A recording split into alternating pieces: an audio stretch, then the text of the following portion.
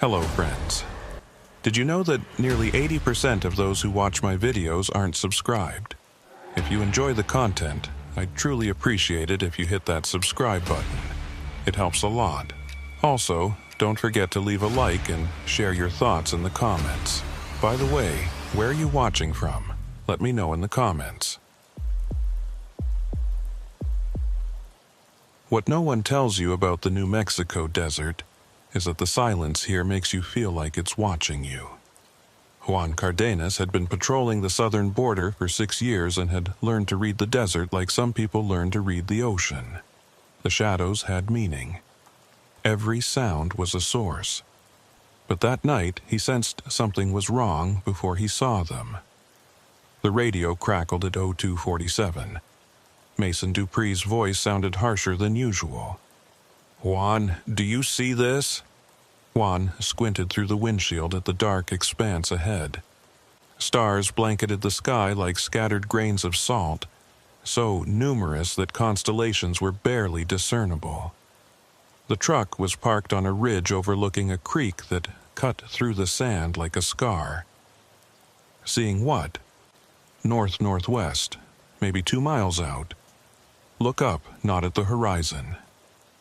Juan killed his headlights and stepped out of his vehicle. The cold hit him immediately. Desert nights in March could drop 40 degrees from the daytime highs. He grabbed his jacket from the passenger seat and walked a few paces from the truck, letting his eyes adjust. At first, he saw nothing unusual. The Big Dipper hung clear and bright. Orion's belt cut across the southern sky.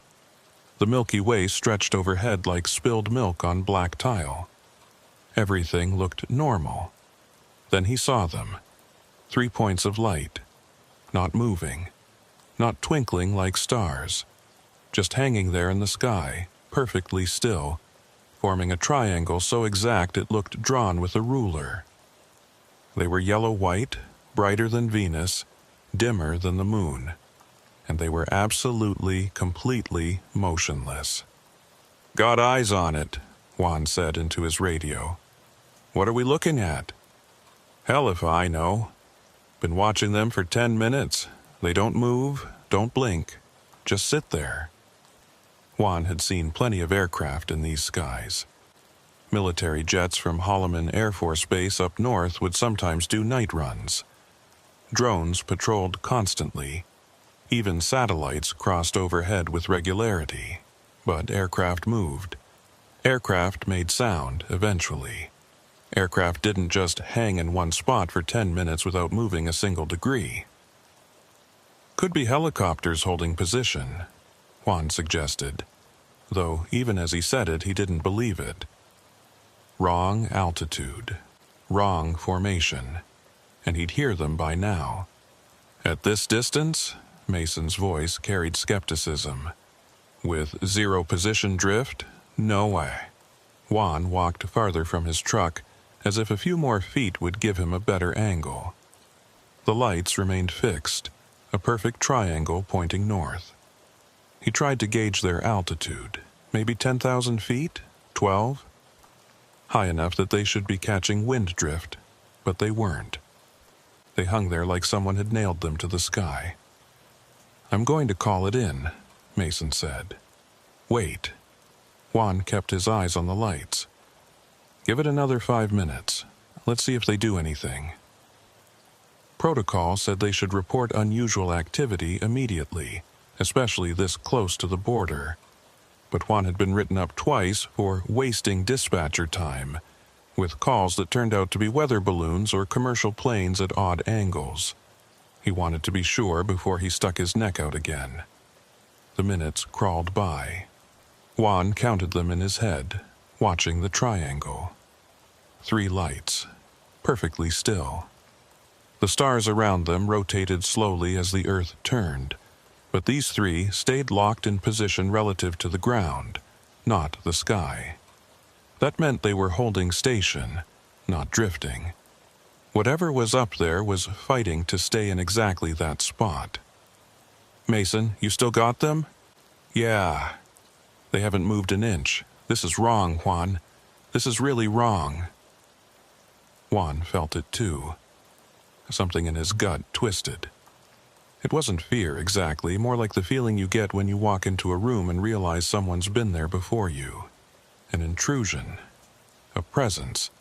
"All right, call it in," Juan said. "I'll keep watching." He heard Mason's voice muffle as he switched frequencies to reach dispatch. Juan stayed focused on the triangle. He tried taking a photo with his phone, but the image came out as just black, with 3 blurry dots that could be anything. Not useful. Then, slowly, the lights began to descend.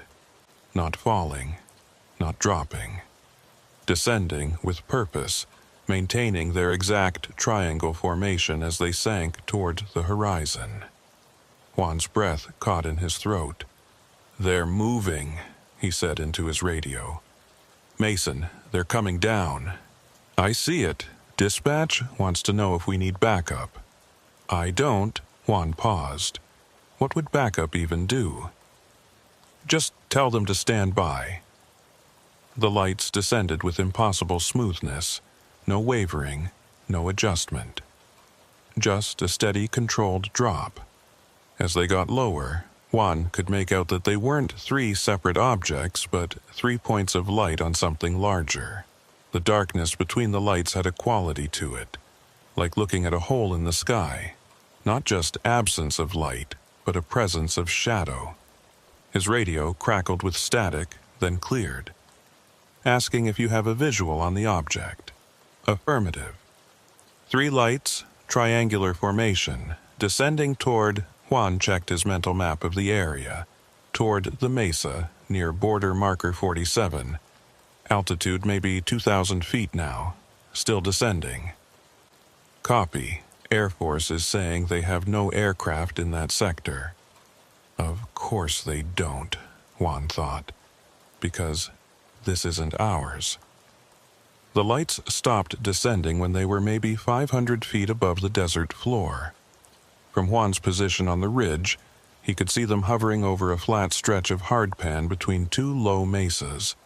The triangle rotated slowly, perhaps a full rotation every 30 seconds, but maintained its altitude perfectly.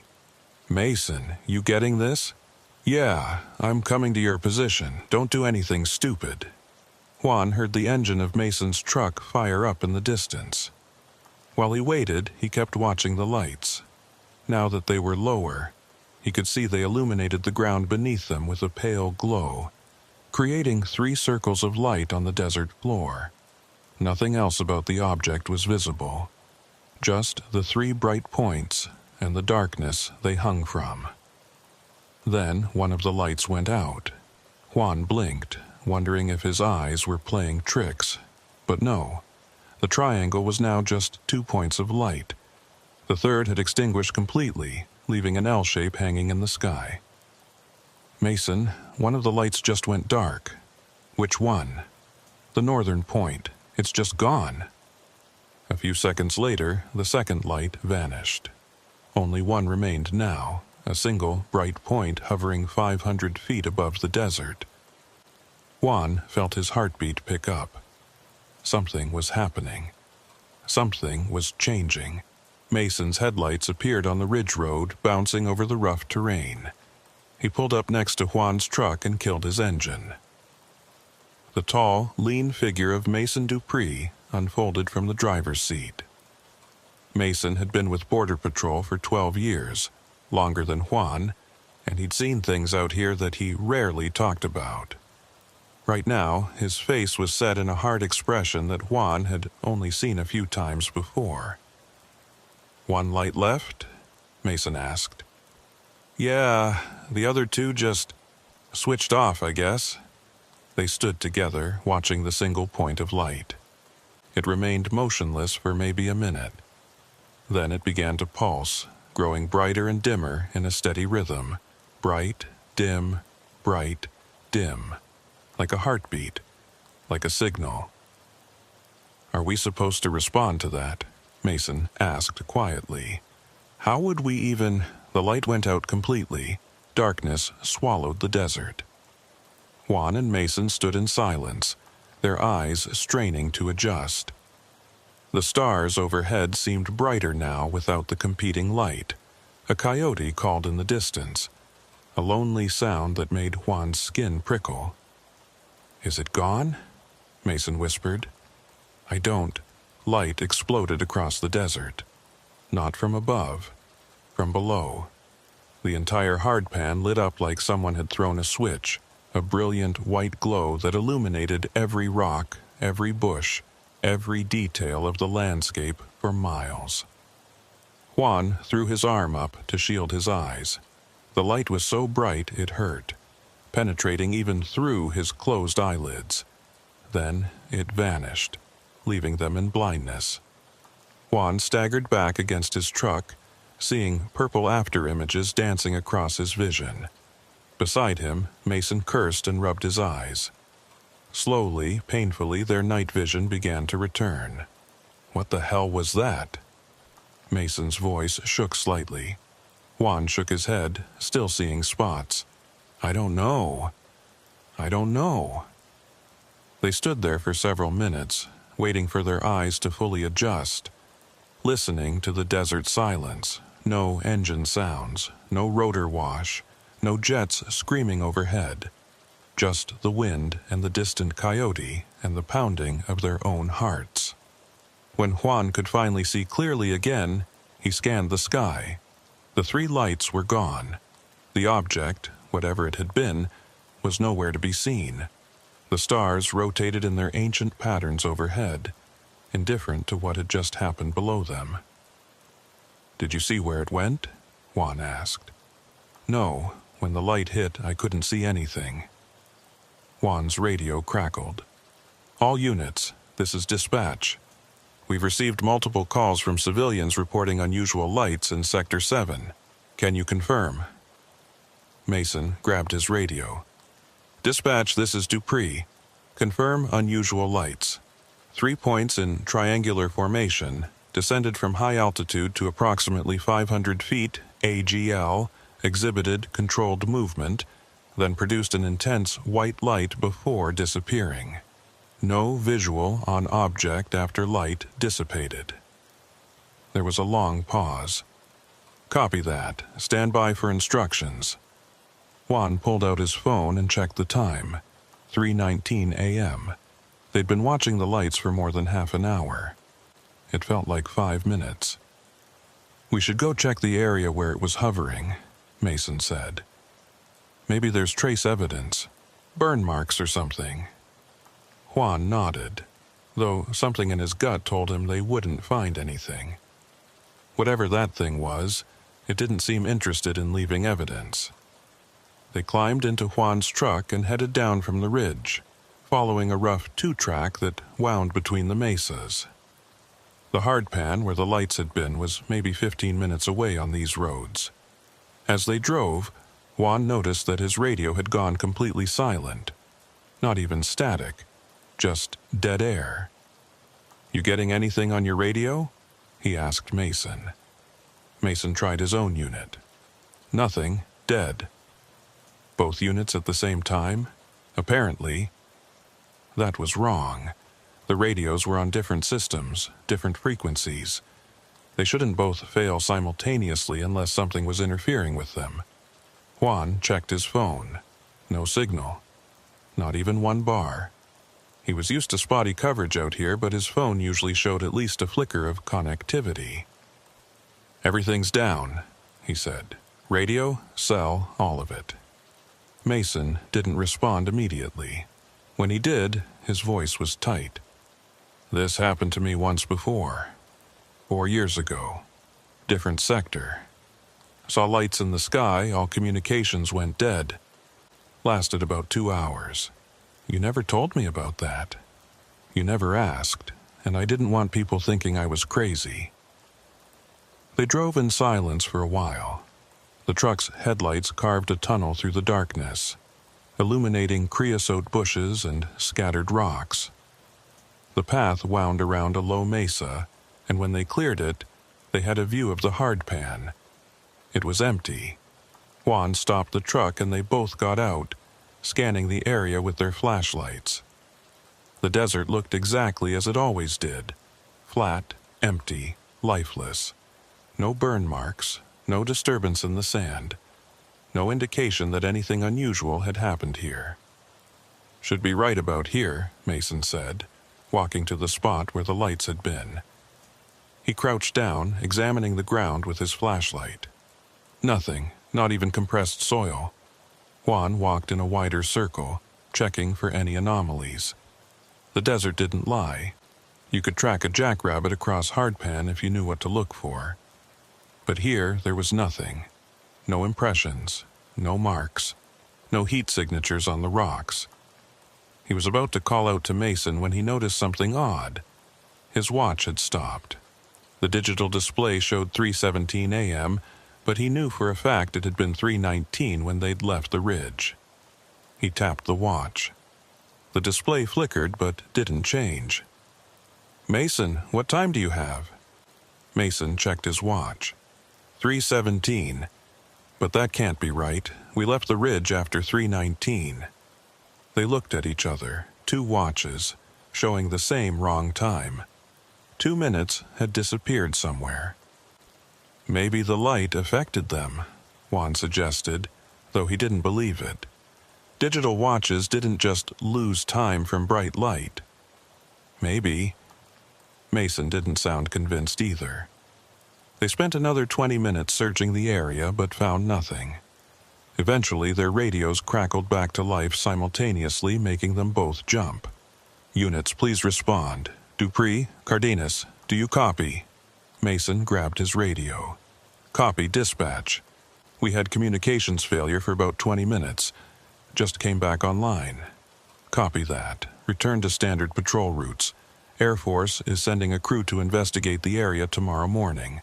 They'll contact you if they need statements." "Copy." Juan and Mason walked back to the truck. As Juan reached for the door handle, he paused and looked back at the empty hardpan. Something had been there. Something had descended from the sky, hovered 500 feet above this exact spot, and then vanished. But the desert showed no sign of it ever existing. He thought about those 3 lights hanging in perfect formation, about the way they'd descended with impossible precision, about the flash of white light that had temporarily blinded them, and about the 2 minutes that were now missing from both their watches. "You thinking what I'm thinking?" Mason asked. Juan nodded slowly. "Yeah, but I don't know what to do with it. Nothing to do except write the report and forget about it. That's what I did last time." They climbed into the truck and headed back to their patrol routes. As they drove, Juan kept checking his rearview mirror, half expecting to see 3 lights rising behind them. But the desert remained dark and empty. At least it looked empty. When his shift ended at 6 a.m. and Juan drove home through the growing dawn, he found himself unable to stop thinking about those lights, about the precision of their formation, about the deliberate way they'd descended, about the 2 missing minutes. He also realized he couldn't remember getting into the truck after they'd searched the hardpan. One moment he was standing outside, looking at the empty desert. The next he was sitting in the driver's seat with the engine running. Mason was already buckled in beside him, staring straight ahead. Neither of them had mentioned this discontinuity. Juan wondered if Mason had noticed it too, or if he was just choosing not to talk about it. Out here in the desert, there were some things you saw that you learned to pack away in the back of your mind and not examine too closely. Things that didn't fit into the neat categories of explainable phenomena. As he pulled into his driveway, Juan checked his watch again. It still showed 3:17 a.m., frozen at the exact moment when everything had gone wrong. He tried resetting it, but the display wouldn't change. The watch was dead, stuck in time, a permanent reminder of the 2 minutes that had somehow ceased to exist. Inside his house, Juan pulled off his uniform and stood in the shower for a long time, letting the hot water wash away the desert dust. But he couldn't wash away the image of those 3 lights, hanging in perfect formation against the star-filled sky.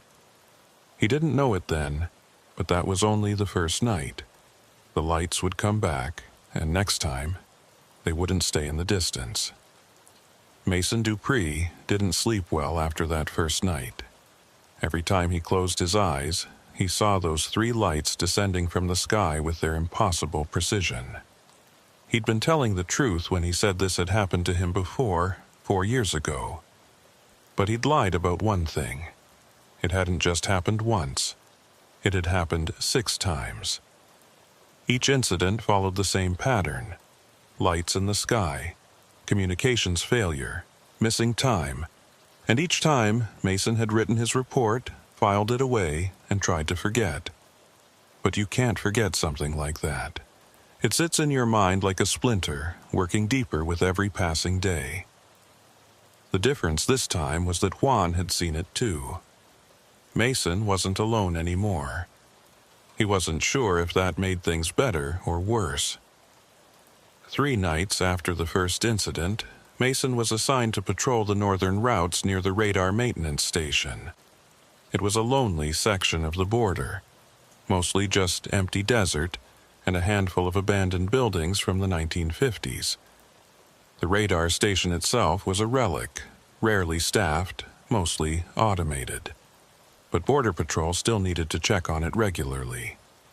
Mason parked his truck outside the station's chain-link fence at 11:47 p.m.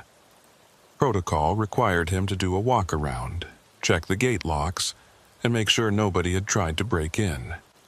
The building was a squat concrete structure with a rusty radar dish on top that hadn't rotated in at least a decade. Solar panels on the roof kept the automated systems running. He grabbed his flashlight and started his walk-around. The desert stretched away in all directions, dark and empty under a moonless sky. Stars clustered so thick overhead they looked like fog. Mason had grown up in Houston, where light pollution... Hello, friends. Welcome to the Sleep Aliens. Did you know that nearly 80% of those who watch my videos aren't subscribed? If you enjoy the content, I'd truly appreciate it if you hit that subscribe button. It helps a lot. Also, don't forget to leave a like and share your thoughts in the comments. By the way, where are you watching from? Let me know in the comments. What no one tells you about the New Mexico desert is that the silence here makes you feel like it's watching you. Juan Cardenas had been patrolling the southern border for 6 years and had learned to read the desert like some people learn to read the ocean. The shadows had meaning. Every sound was a source. But that night, he sensed something was wrong before he saw them. The radio crackled at 02:47. Mason Dupree's voice sounded harsher than usual.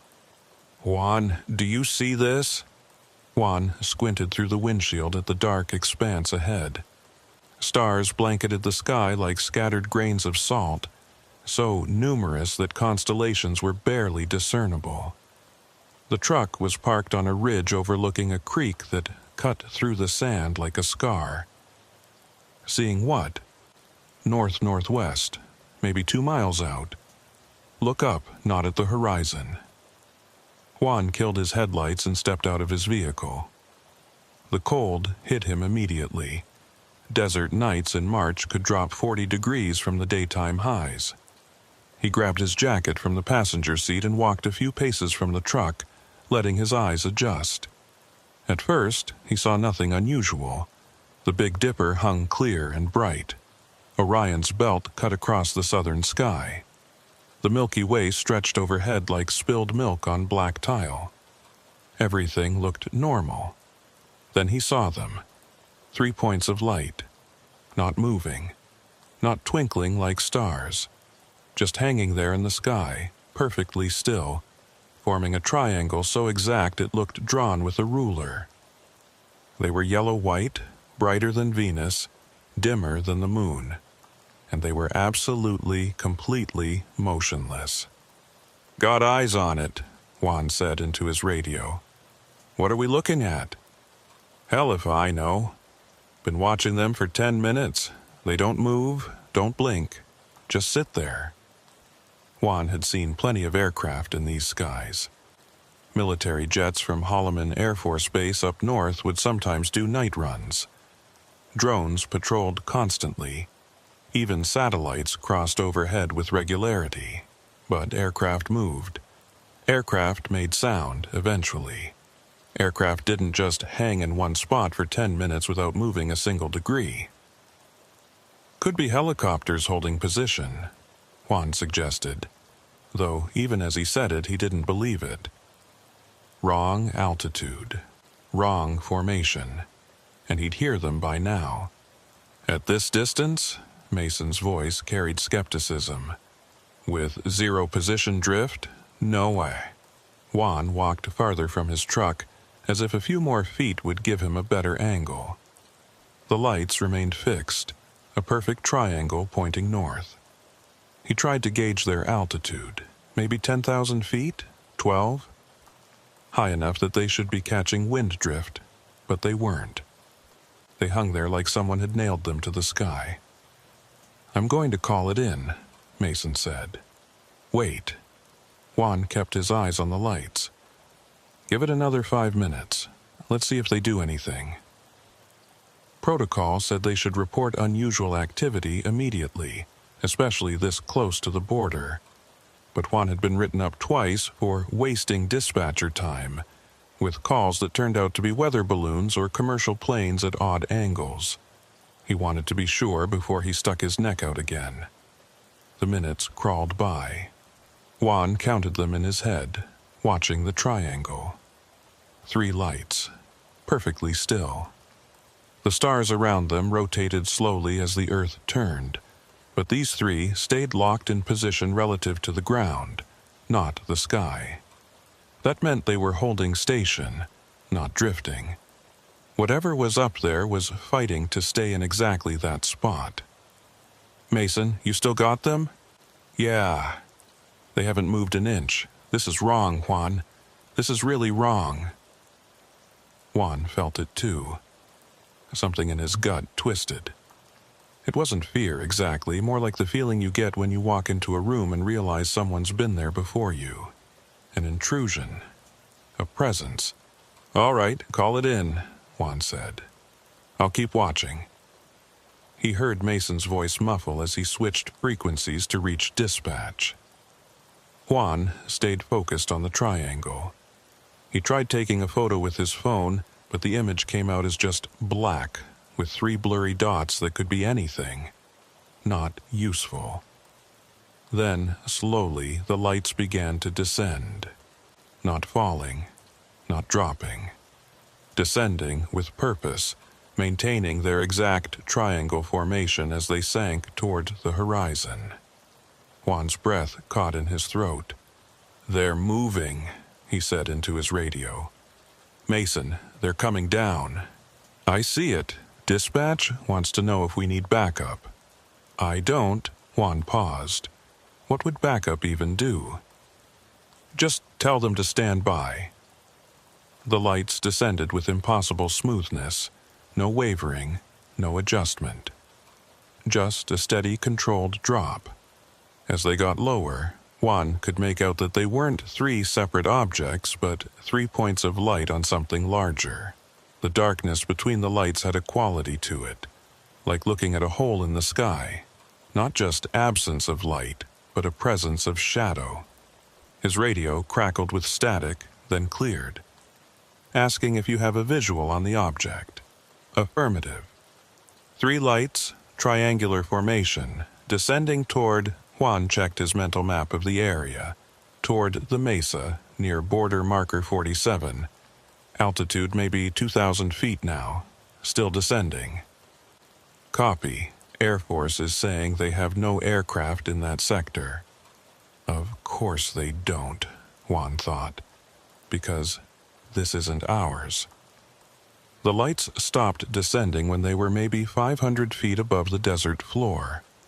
From Juan's position on the ridge, he could see them hovering over a flat stretch of hardpan between 2 low mesas. The triangle rotated slowly, perhaps a full rotation every 30 seconds, but maintained its altitude perfectly. "Mason, you getting this?" "Yeah, I'm coming to your position. Don't do anything stupid." Juan heard the engine of Mason's truck fire up in the distance. While he waited, he kept watching the lights. Now that they were lower, he could see they illuminated the ground beneath them with a pale glow, creating 3 circles of light on the desert floor. Nothing else about the object was visible, just the 3 bright points and the darkness they hung from. Then one of the lights went out. Juan blinked, wondering if his eyes were playing tricks. But no, the triangle was now just 2 points of light. The third had extinguished completely, leaving an L shape hanging in the sky. "Mason, one of the lights just went dark." "Which one?" "The northern point. It's just gone." A few seconds later, the second light vanished. Only one remained now, a single bright point hovering 500 feet above the desert. Juan felt his heartbeat pick up. Something was happening. Something was changing. Mason's headlights appeared on the ridge road, bouncing over the rough terrain. He pulled up next to Juan's truck and killed his engine.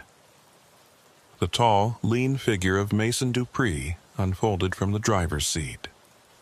Mason had been with Border Patrol for 12 years, longer than Juan, and he'd seen things out here that he rarely talked about. Right now, his face was set in a hard expression that Juan had only seen a few times before. "One light left?" Mason asked. "Yeah, the other 2 just switched off, I guess." They stood together, watching the single point of light. It remained motionless for maybe a minute. Then it began to pulse, growing brighter and dimmer in a steady rhythm. Bright, dim, bright, dim. Like a heartbeat, like a signal. "Are we supposed to respond to that?" Mason asked quietly. "How would we even—" The light went out completely. Darkness swallowed the desert. Juan and Mason stood in silence, their eyes straining to adjust. The stars overhead seemed brighter now without the competing light. A coyote called in the distance, a lonely sound that made Juan's skin prickle. "Is it gone?" Mason whispered. "I don't."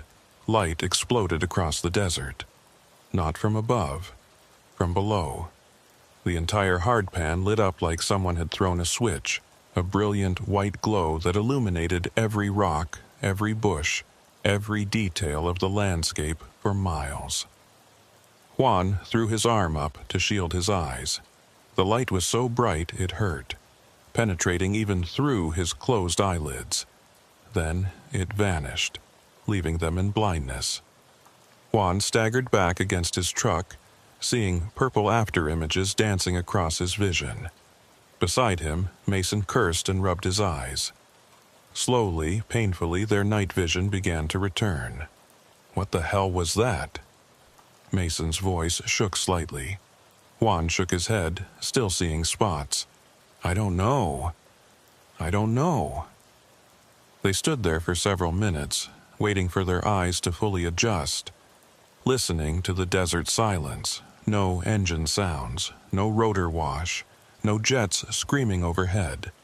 Just the wind and the distant coyote and the pounding of their own hearts. When Juan could finally see clearly again, he scanned the sky. The 3 lights were gone. The object, whatever it had been, was nowhere to be seen. The stars rotated in their ancient patterns overhead, indifferent to what had just happened below them. "Did you see where it went?" Juan asked.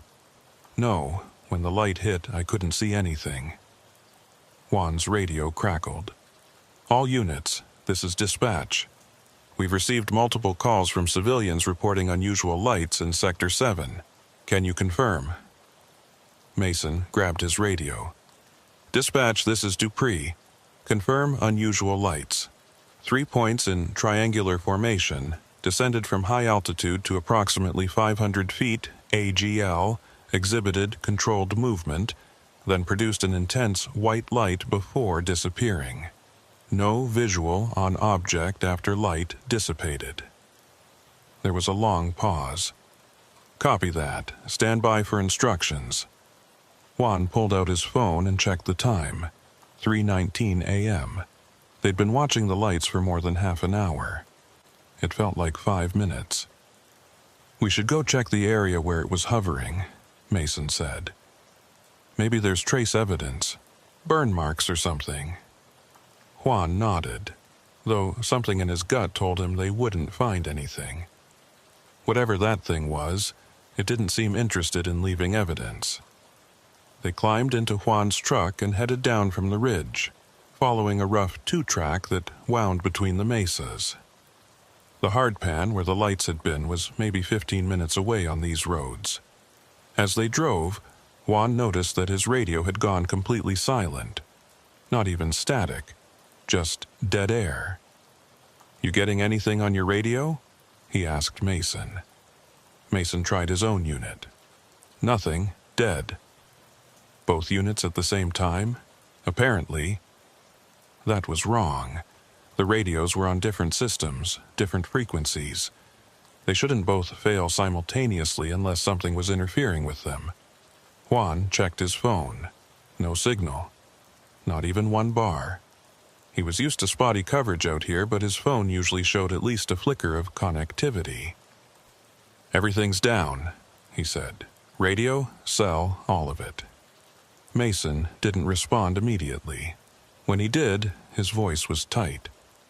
"This happened to me once before. 4 years ago. Different sector. Saw lights in the sky, all communications went dead. Lasted about 2 hours. You never told me about that. You never asked, and I didn't want people thinking I was crazy." They drove in silence for a while. The truck's headlights carved a tunnel through the darkness, illuminating creosote bushes and scattered rocks. The path wound around a low mesa, and when they cleared it, they had a view of the hardpan. It was empty. Juan stopped the truck and they both got out, scanning the area with their flashlights. The desert looked exactly as it always did. Flat, empty, lifeless.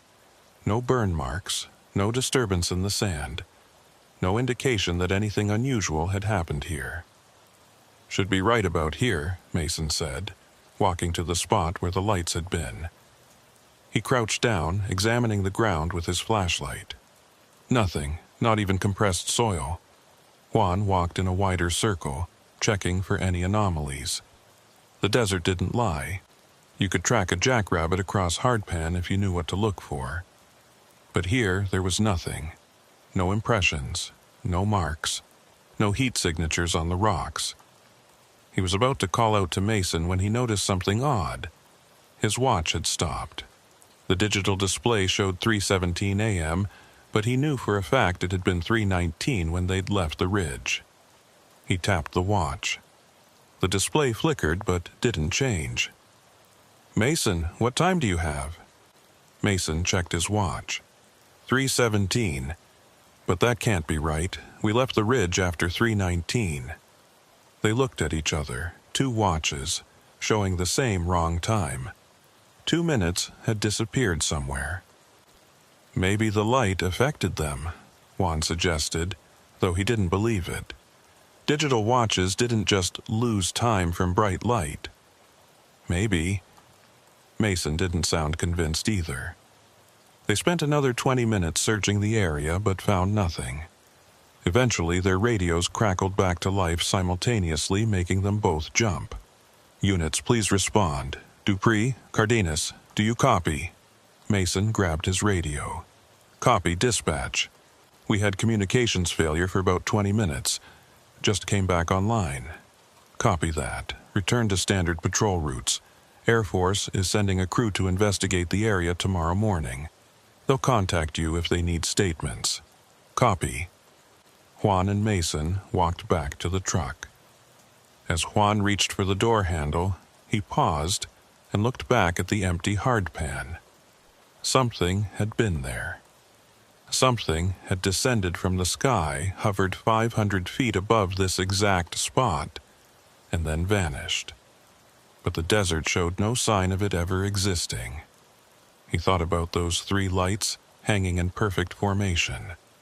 about the way they'd descended with impossible precision, about the flash of white light that had temporarily blinded them, and about the 2 minutes that were now missing from both their watches. "You thinking what I'm thinking?" Mason asked. Juan nodded slowly. "Yeah, but I don't know what to do with it. Nothing to do except write the report and forget about it. That's what I did last time." They climbed into the truck and headed back to their patrol routes.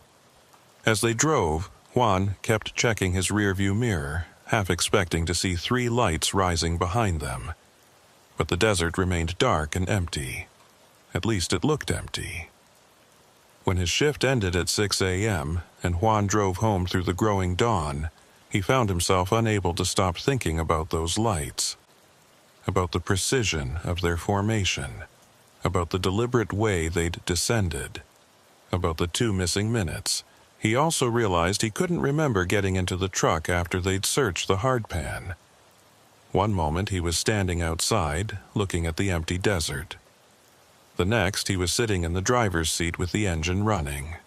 Mason was already buckled in beside him, staring straight ahead. Neither of them had mentioned this discontinuity. Juan wondered if Mason had noticed it too, or if he was just choosing not to talk about it. Out here in the desert, there were some things you saw that you learned to pack away in the back of your mind and not examine too closely. Things that didn't fit into the neat categories of explainable phenomena. As he pulled into his driveway, Juan checked his watch again. It still showed 3:17 a.m., frozen at the exact moment when everything had gone wrong. He tried resetting it, but the display wouldn't change. The watch was dead, stuck in time, a permanent reminder of the 2 minutes that had somehow ceased to exist. Inside his house, Juan pulled off his uniform and stood in the shower for a long time, letting the hot water wash away the desert dust. But he couldn't wash away the image of those 3 lights, hanging in perfect formation against the star-filled sky. He didn't know it then, but that was only the first night. The lights would come back, and next time, they wouldn't stay in the distance. Mason Dupree didn't sleep well after that first night. Every time he closed his eyes, he saw those 3 lights descending from the sky with their impossible precision. He'd been telling the truth when he said this had happened to him before, 4 years ago. But he'd lied about one thing. It hadn't just happened once. It had happened 6 times. Each incident followed the same pattern: lights in the sky, communications failure, missing time, and each time Mason had written his report, filed it away, and tried to forget. But you can't forget something like that. It sits in your mind like a splinter, working deeper with every passing day. The difference this time was that Juan had seen it too. Mason wasn't alone anymore. He wasn't sure if that made things better or worse. 3 nights after the first incident, Mason was assigned to patrol the northern routes near the radar maintenance station. It was a lonely section of the border, mostly just empty desert and a handful of abandoned buildings from the 1950s. The radar station itself was a relic, rarely staffed, mostly automated. But Border Patrol still needed to check on it regularly. Mason parked his truck outside the station's chain-link fence at 11:47 p.m. Protocol required him to do a walk-around, check the gate locks, and make sure nobody had tried to break in. The building was a squat concrete structure with a rusty radar dish on top that hadn't rotated in at least a decade. Solar panels on the roof kept the automated systems running. He grabbed his flashlight and started his walk-around. The desert stretched away in all directions, dark and empty under a moonless sky. Stars clustered so thick overhead they looked like fog. Mason had grown up in Houston, where light pollution painted the night sky orange. Out here, the darkness was absolute, and the stars were so bright they cast shadows. He was checking the 3rd corner of the fence when all the lights went out. Not just the station's external lights. Everything. His flashlight died, His truck's headlights died. The small red LED on the building's security panel died. Even the stars seemed to dim, as though someone had thrown a blanket over the entire desert. Mason stood perfectly still, his dead flashlight gripped in his hand, his heart hammering against his ribs. This was new. In his previous encounters, the lights had appeared first, then the interference started. This time, everything had just ceased functioning with no warning. He tried his radio. "Dispatch, this is Dupree. I'm at the northern radar station and experiencing total electrical failure. All lights out, please advise." Static, nothing but static. He tried his phone. The screen stayed dark. He pressed the power button repeatedly. Nothing. A sound broke the silence, a low hum, so deep he felt it more than heard it. It vibrated in his chest, in his teeth, in the bones of his skull. The frequency was wrong somehow, not natural, not mechanical. Something else. Mason's eyes adjusted slowly to the darkness. Shapes began to emerge from the black. The fence line, the building's blocky silhouette, the mountains on the horizon. And above the building, 3 points of light. They hung there, motionless, in the same perfect triangular formation he'd seen 3 nights ago. But they were much closer now. Maybe 300 feet up, directly over the radar station. Close enough that Mason could see they weren't just lights. They were windows or ports of some kind, cut into something larger that reflected no light at all. The humming grew louder. Mason felt it in his chest like a second heartbeat, resonant and deep. His vision blurred slightly around the edges. The desert seemed to ripple, as though he were looking at it through water. Then one of the lights moved, not the object, just the light itself. It detached from the triangle and descended slowly toward the building. Mason watched, paralyzed, as the point of light drifted down like a falling star in slow motion. It came to rest on top of the radar dish, balanced there impossibly, a sphere of pure white light about 3 feet in diameter. The light pulsed once, twice, 3 times. Mason found he could move again. His training screamed at him to get back to his truck, to get away, to call for backup. But his legs wouldn't obey. Instead, he walked toward the fence, drawn forward by something he couldn't name. The light on the radar dish pulsed faster now, matching the rhythm of the deep hum. Mason reached the fence and wrapped his fingers around the cold chain link. He stared up at the sphere of light, and in that moment, he knew with absolute certainty that it was aware of him. It knew he was there. It was studying him. How long he stood there, he couldn't say. Time felt strange, stretched and compressed simultaneously. The light continued to pulse, and Mason continued to watch, unable to look away. Somewhere in the back of his mind, he was aware that this was wrong, that he should be afraid, that he should be running. But that voice seemed very far away, like someone calling from the other end of a long tunnel. Images began to flash through his mind. Not memories. He'd never seen these places before. Vast spaces filled with geometric patterns, halls that curved in directions that shouldn't exist, lights that cast no shadows, and beings, tall and thin, with eyes like liquid darkness. The images came faster, overwhelming him. Mason's knees buckled and he gripped the fence tighter to keep from falling. His head felt like it was splitting open, like someone was pouring information directly into his brain faster than he could process it. Then, suddenly, it stopped. The light lifted off the radar dish and floated back up to rejoin the other 2. The triangle hung there for a moment, then began to rise, accelerating smoothly until it vanished into the star field overhead. The deep humming faded away. The stars brightened back to their normal intensity. Mason collapsed against the fence, breathing hard. His head pounded. His mouth was dry. His hand shook as he tried to check his watch, but the digital display was dead, just like Juan's had been. Slowly, power returned. His flashlight flickered back to life.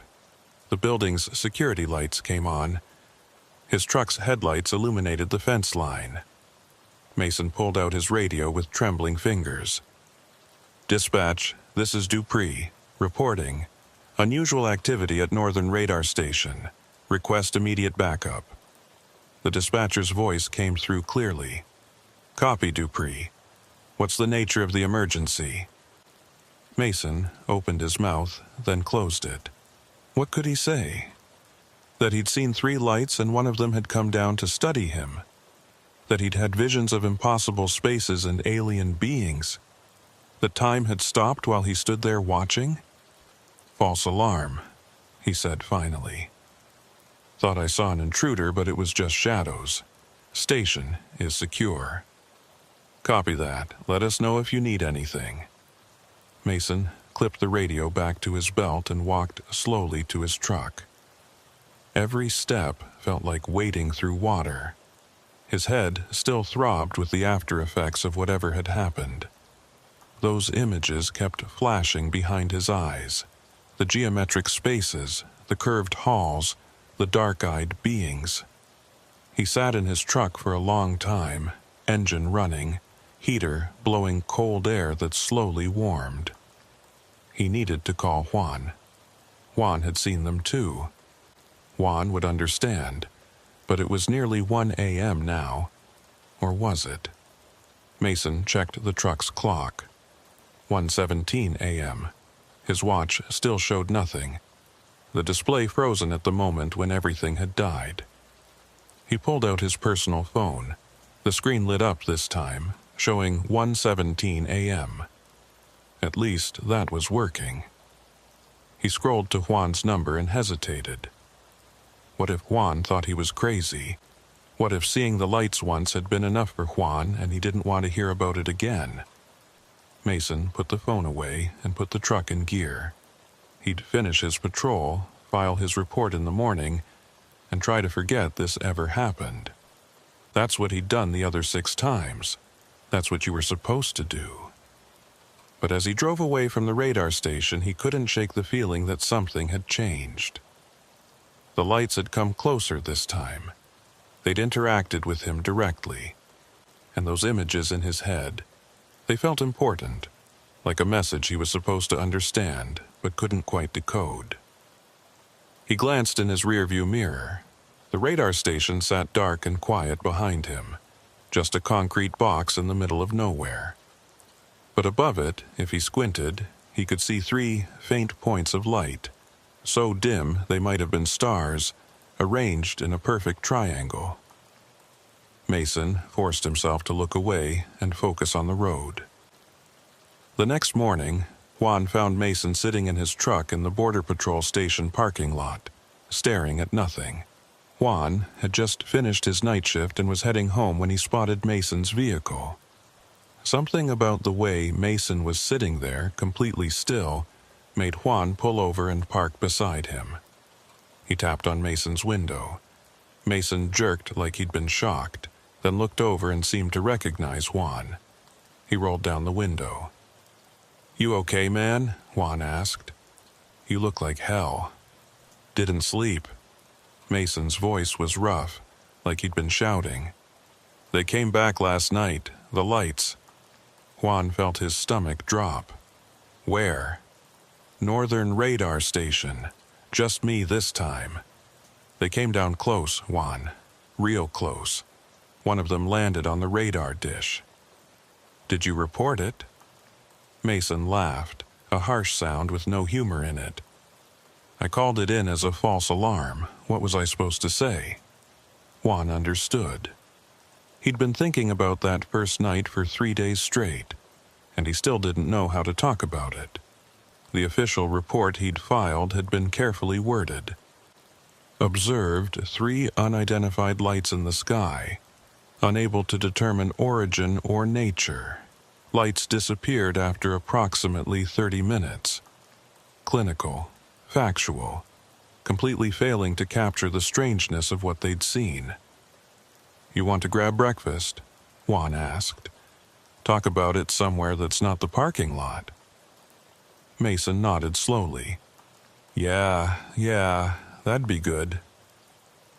They went to a diner on the edge of town, a 24-hour place that served Border Patrol agents and truck drivers and insomniacs. At 7 a.m. on a Thursday, it was mostly empty. They took a booth in the back corner and ordered coffee and breakfast neither of them really wanted. "Tell me what happened," Juan said once the waitress had left. Mason told him. All of it. The total electrical failure, the lights overhead, the sphere descending to the radar dish, and the images that had flooded into his mind. As he talked, his hands shook slightly and he kept his voice low, glancing around to make sure nobody was listening. "I've seen them before," Mason said finally. 6 other times in the past 4 years. Always alone. Always at night. And every single time I've tried to convince myself it was something normal. Equipment failure, atmospheric phenomenon, fatigue. But last night..." He trailed off, shaking his head. "Last night, you couldn't explain it away anymore," Juan finished. "Yeah." Juan stirred his coffee, thinking. "What were the images you saw? You said halls and beings? It's hard to describe." "The spaces didn't make sense geometrically, like they had more dimensions than they should. And the beings..." Mason paused, struggling for words. "They were tall, maybe 7 or 8 feet, very thin. Their eyes were huge and black, but not empty, more like looking into deep water, like there was something vast behind them." Juan felt a chill run down his spine. He'd heard descriptions like that before, usually dismissed as hallucinations or fabrications. But hearing it from Mason, who he knew to be level-headed and rational, made it real in a way that stories on the internet never had. "Do you think they were trying to communicate with you?" Juan asked. "I don't know. Maybe. Or maybe they were just studying me, like we'd study an animal, shine a light on it, observe its reactions, take some readings, move on." They sat in silence for a while, working on their coffee. The waitress brought their food and they picked at it without much appetite. "My watch is still frozen," Mason said quietly. "Shows the exact time everything went dark last night. Won't reset, won't change, just like yours after the first incident. Same, I had to buy a new watch.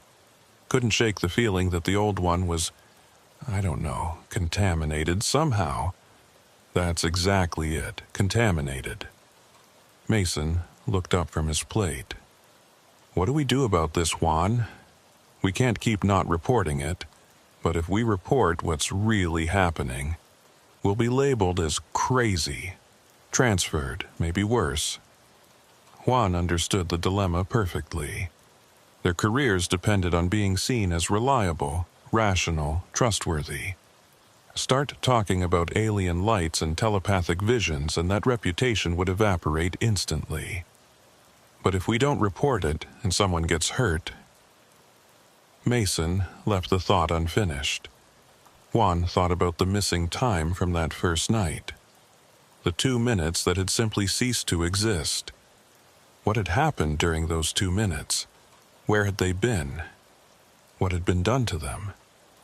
"We need to start documenting everything privately," Juan said. "Every detail, every incident. Dates, times, locations, weather conditions, everything. If more people start seeing these things, and I think they will, we'll have a record. Something to compare against." Mason nodded slowly. "A personal file, nothing official, just for us." "Exactly, and we keep our eyes open.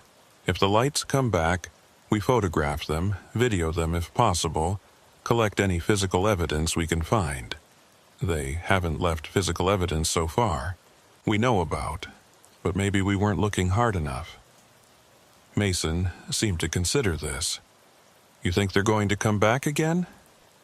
Juan thought about those 3 lights hanging in perfect formation over the desert. He thought about the way they'd descended with such precision, the flash of white light, the missing time. He thought about the sphere landing on the radar dish to study Mason. Yeah, he said. I think they're going to come back. I think they've been here for a long time and we're just now starting to notice.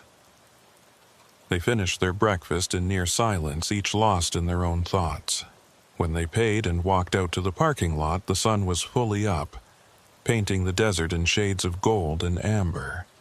Everything looked normal in the daylight, safe, explicable. But Juan knew that when night came again, the desert would transform into something else, something vast and dark and full of mysteries that humans weren't equipped to understand.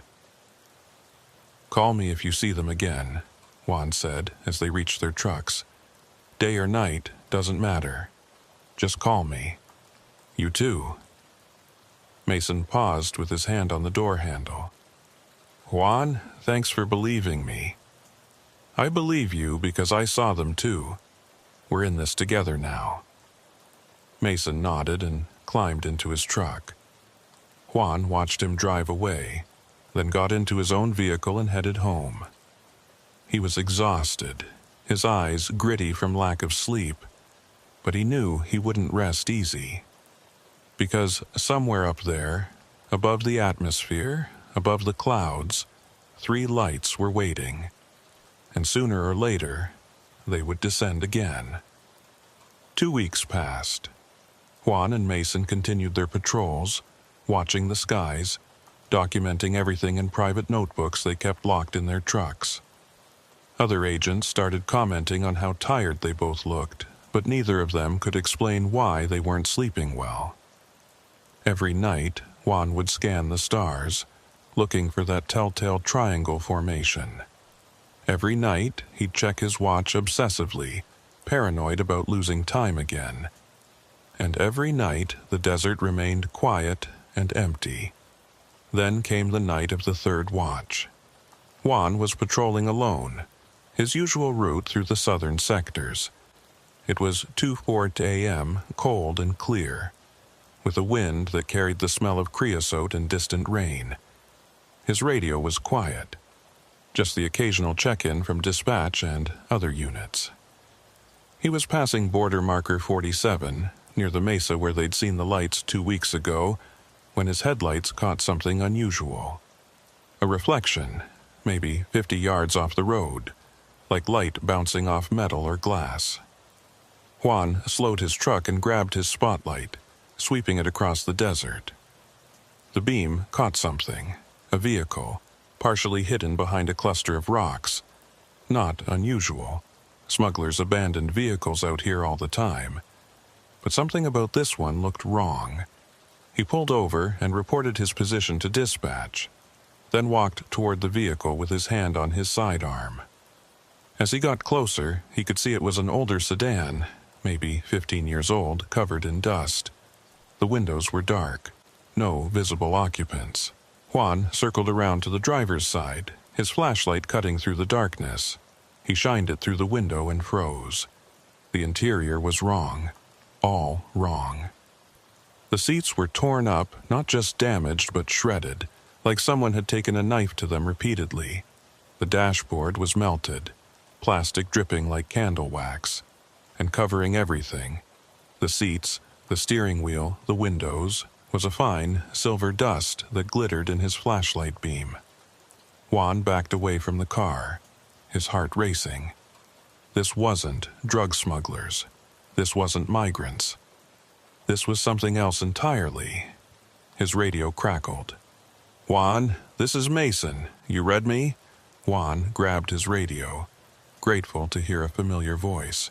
Yeah, I'm here. Found an abandoned vehicle near marker 47. You need to see this, man. Something's really wrong with it. I'm 15 minutes out. Don't touch anything. Juan didn't plan to. He kept his distance from the sedan, walking a wide circle around it with his flashlight. The silver dust wasn't just inside the car. It covered the ground in a radius of about 10 feet, like someone had sprinkled it there deliberately. He crouched down and examined it more closely without touching it. The dust caught the light strangely, each grain seeming to glow with its own internal luminescence. Movement caught his eye. Juan looked up, and his breath stopped in his throat. 3 lights, distant but unmistakable, hanging in the northern sky. The triangle formation. They were back. "Mason, they're here," Juan said into his radio. "Northern sky, same formation as before. I see them. I'm coming fast." Juan stood up, tracking the lights. They weren't moving yet, just hovering maybe 5 miles out, high up. But he knew what would happen next. They'd descend. They'd come closer. And this time he'd be ready. He ran back to his truck and grabbed his phone, making sure the camera was working. The screen showed 2:31 a.m. He set the phone to video mode and propped it on his truck's hood, angled toward the northern sky. At least if something happened to him, there would be a record. The lights began their descent. Just like before, they moved with perfect precision, maintaining their exact formation as they sank toward the desert floor. Juan forced himself to stay calm, to breathe, to observe. He needed to see everything clearly this time. As the lights got lower, he could make out more details. The triangle wasn't flat. It was the base of a larger shape that absorbed light rather than reflecting it. The object was massive, easily 100 feet across, with the 3 points of light marking its corners. Between the lights, the darkness was absolute, like a void cut into reality. The triangle descended until it was maybe 300 feet up, hovering directly between Juan and where Mason would be approaching from. Juan could hear the deep hum now, the same frequency that made his chest vibrate and his teeth ache. The sensation was stronger this time, almost painful. Then something new happened. A beam of light shot down from the center of the triangle, a column of pale blue luminescence that touched the ground about 20 yards from the abandoned sedan. The beam didn't spread or diffuse.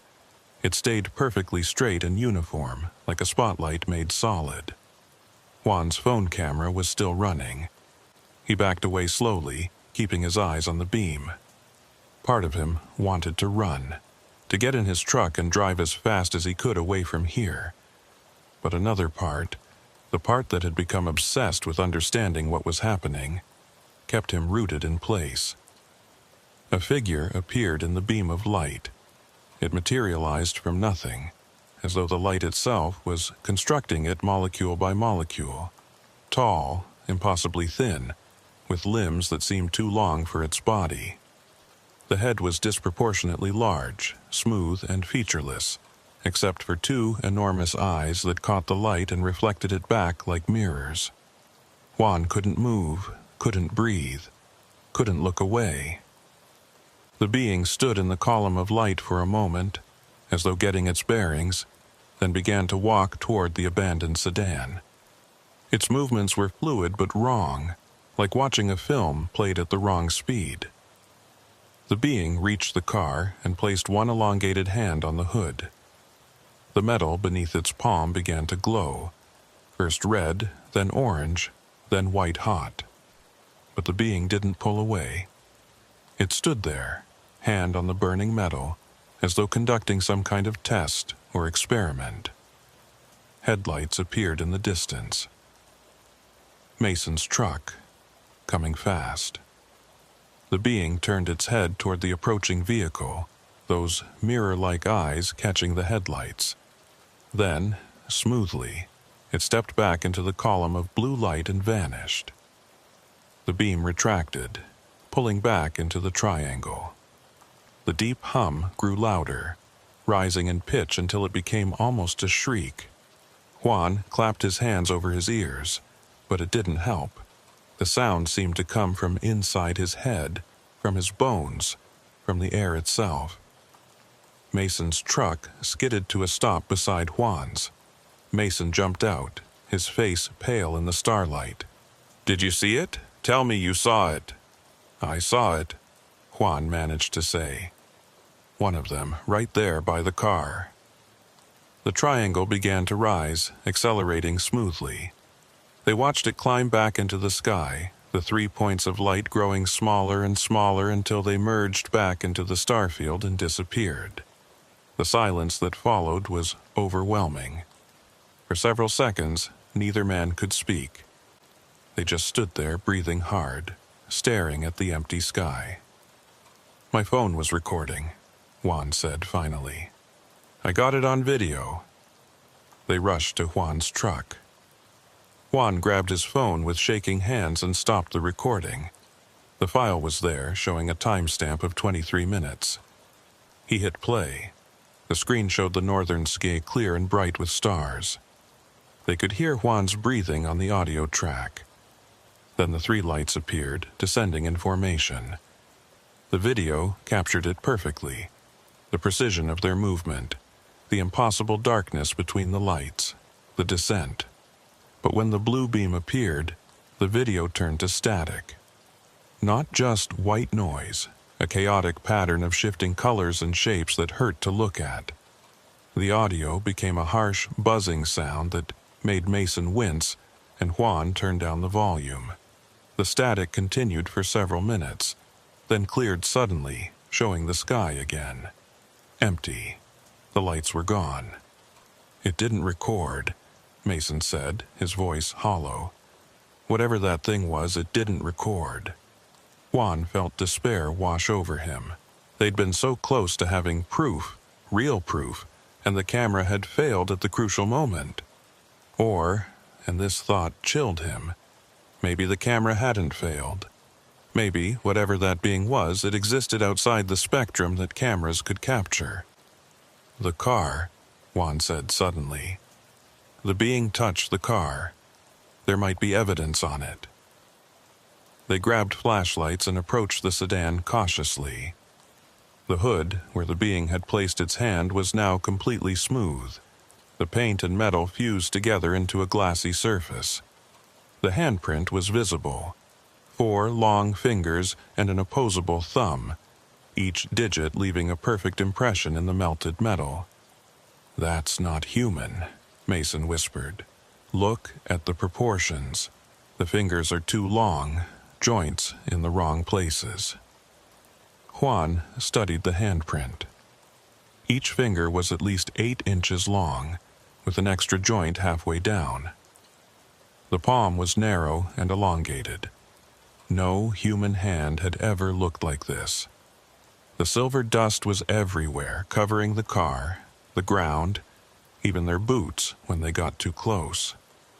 Juan carefully pulled a plastic evidence bag from his belt and used a stick to scoop some of the dust into it. Whatever this stuff was, maybe someone could analyze it.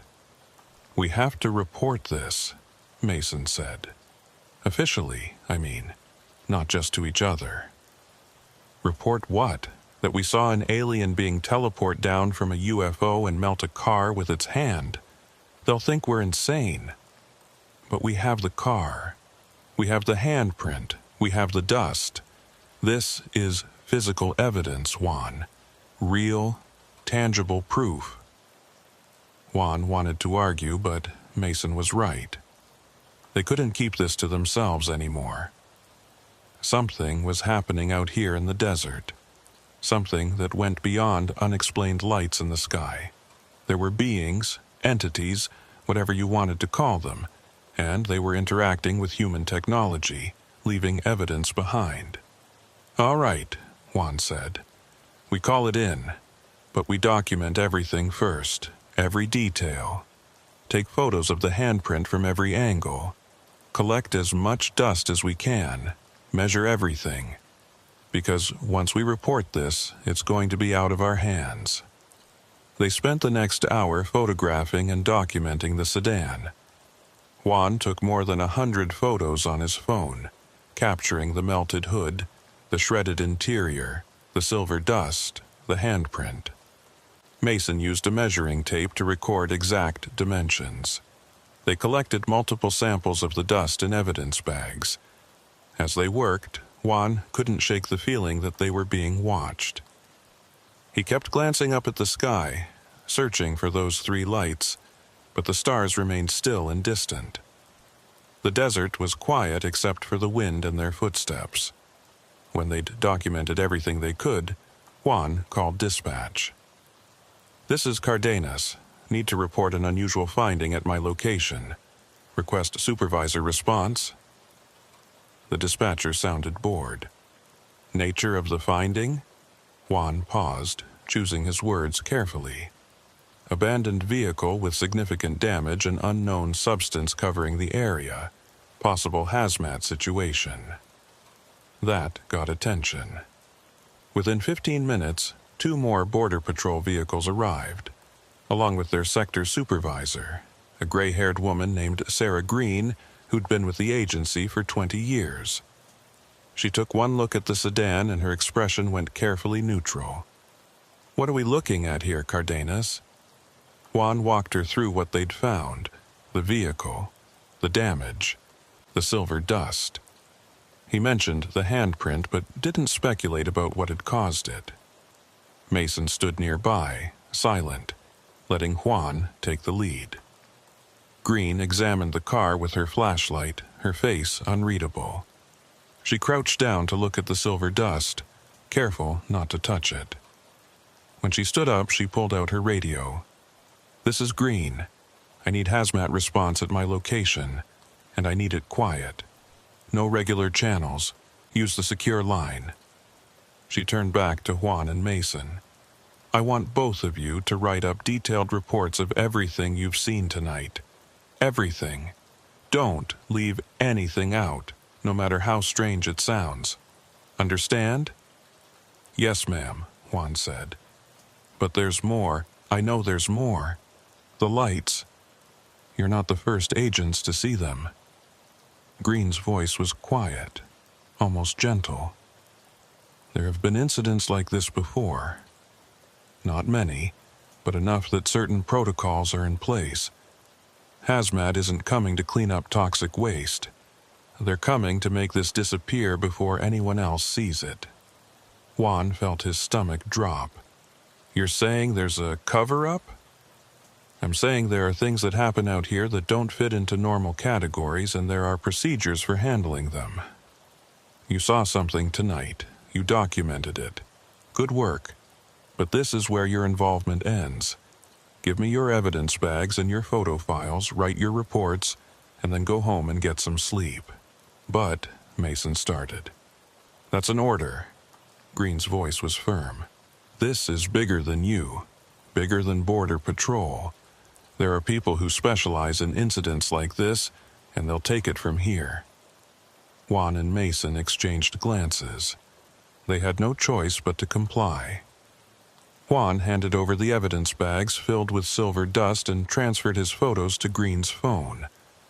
Mason did the same with his documentation. "What about my video?" Juan asked. "It mostly shows static, but send it to me, all of it." Juan transferred the file. Green watched the static-filled segment, her expression never changing. When it was done, she nodded slowly. "Get out of here, both of you. File your reports in the morning. And gentlemen?" She looked at them seriously. "This conversation never happened. The car will be gone by dawn. The reports you file will be classified. You will not discuss this with anyone. Are we clear?" "Yes, ma'am," they said together. Green turned away to meet the approaching hazmat vehicles. 3 trucks with no markings, moving fast. Juan and Mason walked back to their vehicles feeling dazed. "They know," Mason said quietly. "They've known all along. This has been happening for years and they've been covering it up. Or at least managing it, keeping it quiet." Juan looked back at the sedan, already being surrounded by people in hazmat suits. "We found proof, Mason. Real, physical proof, and it's being taken away. So, what do we do?" Juan thought about the photos he'd transferred to Green's phone. He thought about the video file showing 23 minutes of recording, but only static where it mattered. He thought about his watch, still frozen at 3:17 a.m. from that first night. "We remember," he said finally. "We remember every detail, because they can take our evidence, but they can't take what's in our heads. And someday maybe someone will ask the right questions, and we'll be able to tell them what we saw." They climbed into their trucks and drove away, leaving the scene behind. In Juan's rearview mirror, he watched the hazmat teams work under bright, portable lights. They moved with practiced efficiency, like they'd done this before, many times before. As Juan drove through the darkness toward home, he thought about that being standing in the column of blue light, about the way it had materialized from nothing, studied the car, left its mark, and vanished. About the intelligence behind those mirror-like eyes. Whatever those things were, wherever they came from, they were real. They were here, and they'd been here for a long time, operating just outside human awareness, leaving traces that were quickly erased, taking people's time and memories, conducting their mysterious experiments. Juan pulled into his driveway as the first light of dawn touched the eastern horizon. He sat in his truck for a long time, watching the stars fade as the sky brightened. The three lights were up there somewhere, he knew, watching, waiting. When he finally went inside, he took out his old frozen watch and placed it on his desk next to a notebook. He wrote down everything he could remember about the past 2 weeks. Every detail, every observation, every feeling. When he was done, it filled 12 pages. He locked the notebook in a drawer and tried to sleep. But even with his eyes closed, he could see those three lights hanging in the sky, the triangle formation, the perfect precision. The beings that came down in beams of blue light to study humanity like we were specimens in a vast experiment. Juan didn't know what came next. He didn't know if the lights would return, or if Green's mysterious specialists would find some way to stop them. He didn't know what happened during those missing minutes, or what the beings wanted, or why they'd chosen this stretch of desert for their observations. All he knew was that the universe was stranger and more vast than he'd ever imagined. And somewhere out there, hanging in the darkness between the stars, 3 lights were rising.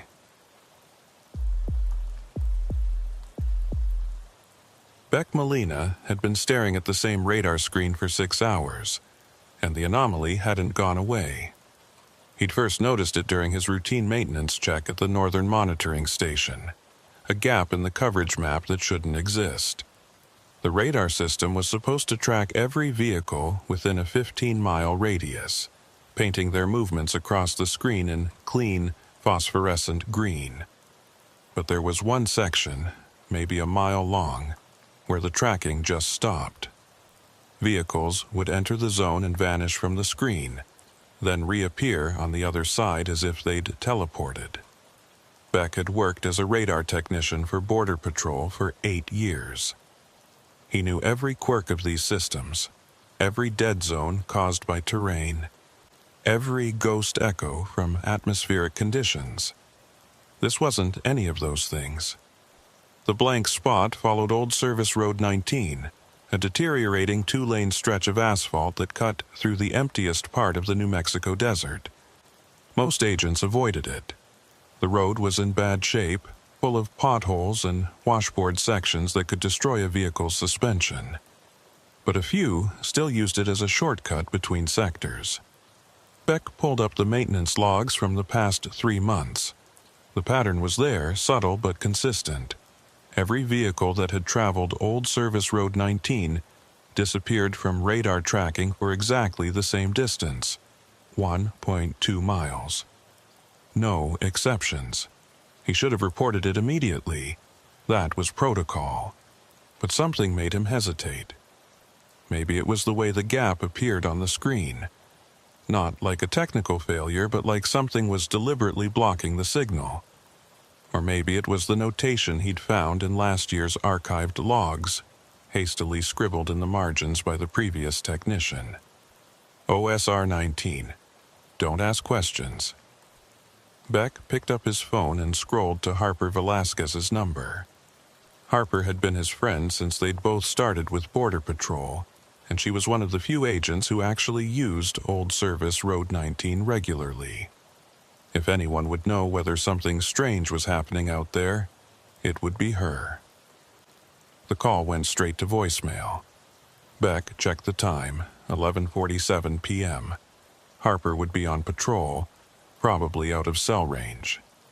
He left a message. "Hey, it's Beck. Got a weird technical issue I want to run by you. Call me when you get a chance." He turned back to the radar screen, watching the handful of vehicles moving through the desert. 2 Border Patrol units running parallel routes in the southern sector. A commercial truck on the highway heading east. Everything normal, everything tracking cleanly. Except for Old Service Road 19, which remained stubbornly blank. Beck pulled out his personal notebook, not the official log, just a spiral-bound pad where he kept his own observations. He'd learned early in his career that some things were better documented unofficially, at least until you knew what you were dealing with. He wrote, March 17th, 11:50 p.m. OSR 19 radar anomaly confirmed. 1.2-mile blind spot. All vehicles affected. No apparent pattern in vehicle type or time of day. Weather clear. No atmospheric interference. Equipment functioning normally in all other sectors. A soft alarm chimed from the radar console. Beck looked up and felt his stomach tighten. A vehicle had just entered the northern edge of Old Service Road 19. According to the transponder code, it was Harper's patrol unit. He watched the green dot move across the screen, approaching the blank spot. The tracking showed her speed at 43 miles per hour, steady and consistent. Then, right at the edge of the anomaly, the dot vanished. Beck started counting. At 43 miles per hour, it would take Harper about 1 minute and 40 seconds to cross the 1.2-mile gap. He watched the seconds tick by on the system clock, his eyes fixed on the far edge of the blank spot where Harper's vehicle should reappear. 1 minute passed, then another, then 3 minutes. Harper's vehicle didn't reappear. Beck grabbed his radio. Unit 7-2, this is Radar Station North. Radio check. Static. Harper, do you copy? This is Beck at the radar station. Nothing but empty static. The kind that made your ears ring. Beck's hands were shaking now. He checked the tracking log. According to the system, Harper had entered the blank spot at 11:54 p.m. It was now 11:59 p.m. 5 minutes. She should have crossed that stretch 3 times over by now. He tried his cell phone, dialing Harper's number directly. It rang once, then cut to a strange tone he'd never heard before. Not quite a busy signal, not quite dead air. Just a low, oscillating hum that made his teeth ache. Something was very wrong. Beck stood up, pacing the small radar station. His first instinct was to call for backup, to get someone out to Old Service Road 19 immediately. But what would he say? That a vehicle had disappeared from his radar screen? That would just sound like equipment failure. They'd send a tech to check his systems, find nothing wrong, and mark him down as overreacting. He needed more information. He needed proof that this wasn't just a glitch. Beck sat back down and started pulling up historical data, going back 6 months this time. He filtered for all vehicles that had traveled Old Service Road 19 during night shifts. 47 instances. He started checking each one individually, looking at their tracking logs. The pattern made his blood run cold. Every single vehicle that had entered the blind spot had disappeared from radar, but not all of them had reappeared when they should have. 12 vehicles had taken longer than the expected crossing time, anywhere from 2 minutes extra to, in one case, 17 minutes. The discrepancies seemed random at first, but Beck noticed something. They all occurred between midnight and 3 a.m. It was now 12:04 a.m. Harper had been in the blind spot for 10 minutes. Beck's radio suddenly crackled to life, making him jump. "Eck? Beck, are you there? Harper!" Beck grabbed the radio. "Where are you? Your transponder showed you entering OSR 19 10 minutes ago, but you never came out the other side." There was a pause. When Harper's voice came back, it sounded strange, distant. "What are you talking about? I just entered the road maybe 30 seconds ago." Beck looked at the clock. 12:05 a.m. 11 minutes since Harper had disappeared from his screen. "Harper, check your watch. What time do you have?" Another pause. 11:54 p.m. "But that can't be right. I just looked at it a minute ago and it was..." "Wait." Her voice changed, tension creeping in. "Beck, my watch stopped. The second hand isn't moving." "What's your position? Describe what you see." "I'm on OSR 19, about a quarter mile in. Nothing unusual. Just the usual desert, some scrub brush, the mountains in the distance. The road's in bad shape, but that's normal for..." The radio cut out. Not static this time, just silence. Complete, absolute silence. Beck tried to transmit. "Harper? Harper, do you copy?" Nothing. He checked the radar screen, still no sign of Harper's vehicle. The blank spot remained empty, a hole in his coverage that seemed to mock him. Beck made a decision. He grabbed his keys and jacket, locked down the radar station for remote monitoring, and headed for his truck. He'd drive out to Old Service Road 19 himself. Whatever was happening out there, Harper was in the middle of it, and she wasn't responding. The drive took 20 minutes. Beck pushed his truck harder than he should have, kicking up rooster tails of dust on the dirt access roads. The night was clear and cold. Stars scattered across the sky like broken glass. No moon, just darkness and starlight, and the feeling of something waiting out in the emptiness. He reached the southern entrance to Old Service Road 19 at 12:31 a.m. by his dashboard clock. The road stretched away into darkness, cracked asphalt reflecting his headlights in odd patterns. Beck couldn't see more than a few hundred yards ahead. The road curved gently, following the contours of the land. He picked up his radio. "This is Molina, entering Old Service Road 19 from the southern access point. Looking for Unit 72, Agent Harper Velasquez. Last contact approximately 30 minutes ago." He waited for dispatch to acknowledge, but got only static. Beck frowned. He had a clear line of sight to the nearest repeater tower. His radio should be working fine. He tried his cell phone. No signal, not even one bar. Beck took a deep breath and put the truck in gear.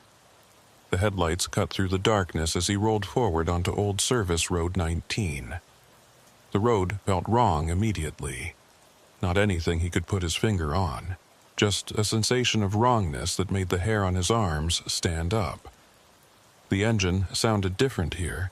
The usual rumble was still present, but there was an underlying hum, so low he felt it more than heard it. He drove slowly, scanning both sides of the road for any sign of Harper's vehicle. The desert looked normal. Creosote bushes, scattered rocks, distant mesas silhouetted against the stars. But something about the perspective seemed off, like he was looking at a photograph instead of the real landscape. Beck glanced at his odometer. He'd traveled 0.3 miles into Old Service Road 19.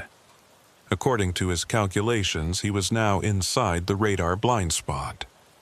His dashboard clock flickered. The digital display showed 12:33 a.m., then 12:31 a.m., then 12:33 a.m. again, cycling back and forth like it couldn't decide which time was correct. "Okay," Beck said out loud, just to hear something other than the strange hum. "That's not good." His headlights caught something up ahead. A vehicle, pulled over on the shoulder of the road. Beck's heart jumped. He accelerated slightly, closing the distance, and felt a wave of relief when he recognized Harper's patrol unit. But the relief died quickly. Harper's vehicle was dark. No headlights, no taillights, no interior lights. Just a dark shape sitting motionless on the side of the road. Beck pulled up behind it and put his truck in park. He left the engine running and the headlights on. Some instinct told him that turning off his engine here would be a very bad idea. He grabbed his flashlight and stepped out. The cold hit him like a physical blow. It had been maybe 50 degrees when he'd left the radar station, typical for a March night in the desert. But here, the temperature felt 20 degrees colder, cold enough that his breath came out in visible clouds. "Harper?" Beck called out. His voice sounded muffled, like the air itself was absorbing the sound. No response. He approached her vehicle carefully, flashlight raised. The patrol unit looked normal from the outside. No damage, no obvious problems. Beck shined his light through the driver's side window and his breath caught. Harper was sitting in the driver's seat, hands on the wheel, staring straight ahead. Her eyes were open but unfocused, like she was looking at something far away. She wasn't moving, wasn't blinking. Beck tried the door handle. Locked. He rapped on the window with his flashlight. "Harper, can you hear me?" She didn't respond. Didn't even seem to register his presence. Beck ran back to his truck for the door breach tool. As he grabbed it from the equipment locker, he noticed something that made his hands freeze. His truck's engine was still running, but the vehicle wasn't sitting still. It was moving. Not fast, maybe 1 or 2 miles per hour, but definitely moving forward, even though his foot wasn't on the accelerator and the parking brake was engaged. He looked down at the wheels. They were turning, but not normally. They rotated slowly, smoothly, without any resistance, like they were rolling over ice instead of asphalt. And his truck was moving silently. No sound of tires on pavement, no crunch of gravel. Just that underlying hum, getting slightly louder. Beck ran back to Harper's vehicle, tool in hand. He positioned it against the window and was about to break the glass when Harper suddenly blinked. She turned her head slowly, mechanically, until she was looking directly at him. Her expression was blank, eyes wide and dark. Then she smiled. It wasn't Harper's smile. It was too wide, pulling her features into something that looked human, but felt wrong. She raised one hand and pointed past Beck toward the road ahead. Beck turned. The road in front of him was glowing. Not bright, not like headlights or streetlights, just a faint luminescence, like phosphorescence on deep-sea creatures. The glow traced the edges of the asphalt, running along both sides of the road as far as he could see, disappearing into the darkness ahead. The light pulsed gently, in rhythm with the low hum that filled the air. Beck looked back at Harper. She was still pointing, still wearing that wrong smile. Her lips moved, forming words, but no sound came out. His radio crackled. Not static this time. Words, distorted and strange, like they were coming from very far away or from underwater. "Keep driving. Don't stop. Just keep driving." It was Harper's voice, but it wasn't coming from her.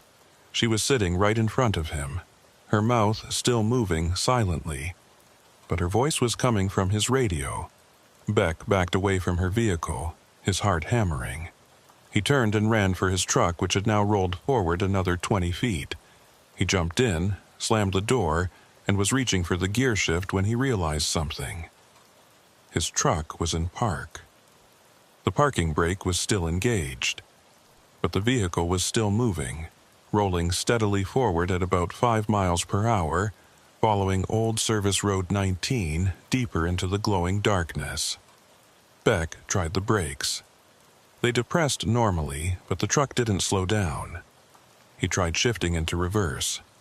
The transmission made the right sounds, but the vehicle continued moving forward. He tried the parking brake again, pulling it tighter.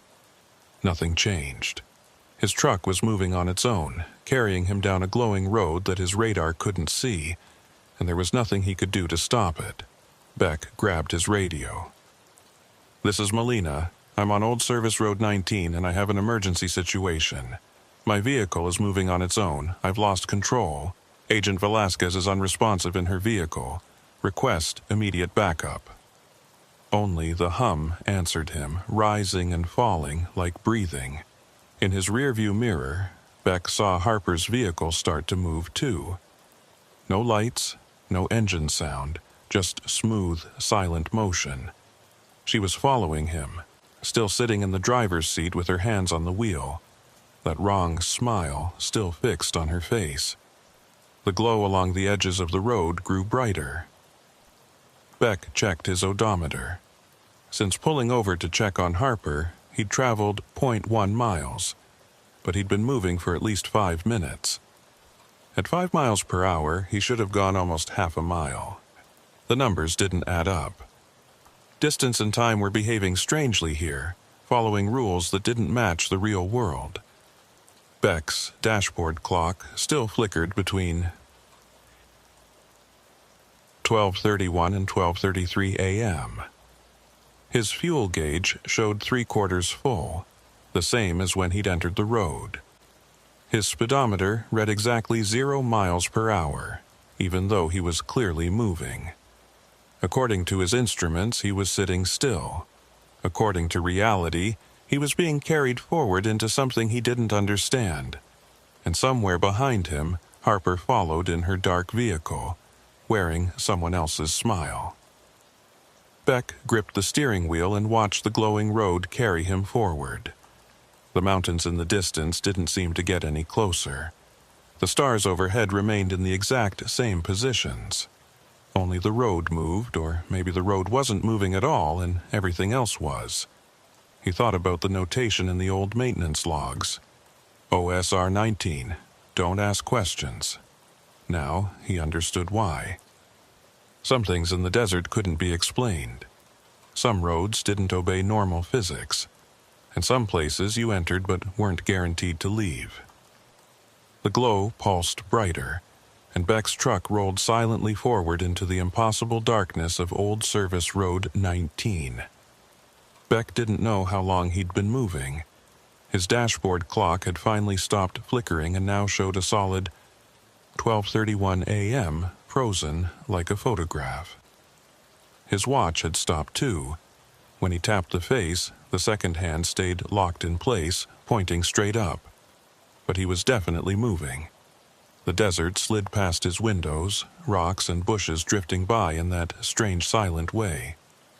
His speedometer still read 0. His odometer still showed he'd traveled only 0.1 miles.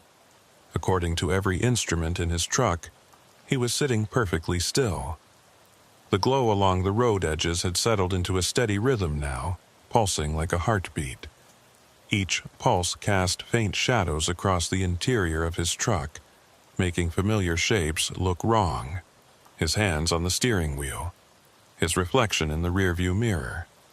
Everything slightly distorted, like looking through old glass. In that rearview mirror, Harper's vehicle followed about 50 feet back. Still dark, still moving at the same impossible pace. Beck had tried waving at her, flashing his brake lights, anything to get her attention. She remained motionless in her driver's seat, hands positioned at 10 and 2, that wrong smile never wavering. Beck had given up trying to control his truck. The steering wheel still turned when he moved it, but it made no difference to his direction. The truck stayed centered on Old Service Road 19, following every curve perfectly no matter which way Beck turned the wheel. The brake pedal and accelerator were similarly useless. He was a passenger now, being carried by forces he couldn't see toward a destination he couldn't predict. He'd tried to document everything in his notebook, but writing was difficult. The pen kept slipping across the paper in ways that didn't match his hand movements, leaving words that looked strange and disconnected. He gave up after filling half a page with text that he couldn't read even immediately after writing it. The radio continued to emit that low hum, occasionally interrupted by fragments of sound that might have been voices or might have been something else. Beck had stopped trying to transmit, stopped asking for help.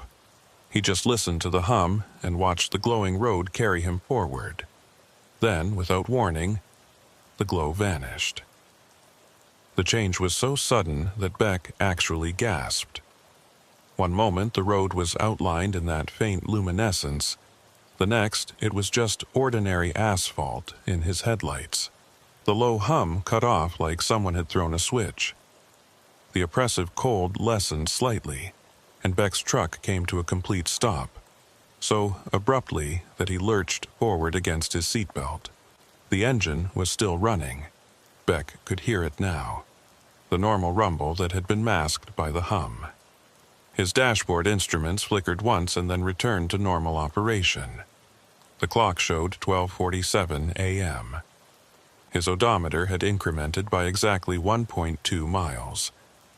Beck sat frozen, afraid to move, afraid that any action might trigger whatever had just stopped. Behind him, Harper's vehicle had also halted. As he watched in his rearview mirror, her headlights came on, illuminating the road ahead of her. His radio crackled with normal static. Then, "Kay? Beck, what the hell just happened?" It was Harper's voice. Her real voice. Not the distorted underwater sound from before. Beck grabbed his radio with shaking hands. "Harper, are you okay? Can you hear me?" "Yeah, I can hear you." "Beck, I don't understand. One second I was driving down OSR 19, and then everything felt weird, and now..." Her voice caught. "What happened to my clock? It says it's almost 1 a.m., but I just looked at it and it was midnight." Beck checked his watch.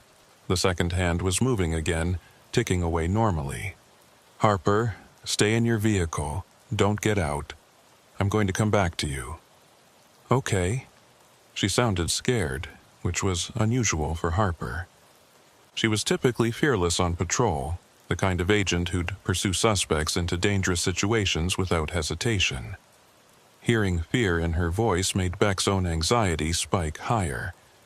He tried to put the truck in reverse. This time, it worked. The transmission responded normally, the truck backed up smoothly, and Beck felt a wave of relief so intense it made him dizzy. Control. He had control again. He backed up until he was next to Harper's vehicle, both of them sitting on Old Service Road 19 in the darkness. Harper's window rolled down and Beck rolled his down too. The desert air felt normal now. Cold, but not unnaturally so. Still, but not oppressively silent. "Beck," Harper said, her face pale in the glow of their headlights. "My engine died. Right after I called you on the radio the first time. I tried everything. Starter, ignition, everything. The engine was completely dead. But I was still moving. The truck was rolling forward like it was being pushed, but there was no sound, no vibration, nothing. Just movement. Same thing happened to me," Beck said.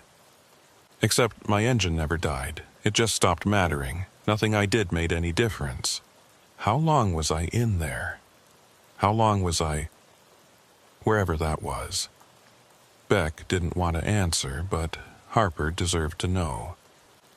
"According to my radar logs, you entered Old Service Road 19 at 11:54 p.m. You reappeared on my screen at 12:47 a.m., 53 minutes. Harper's eyes widened. "That's impossible.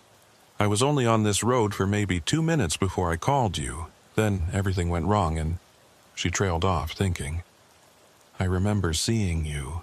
You were standing outside my truck, shining a flashlight through the window. I tried to tell you I was okay, but my voice wouldn't work. And then you were gone, and I was moving again." "I saw you too," Beck said quietly.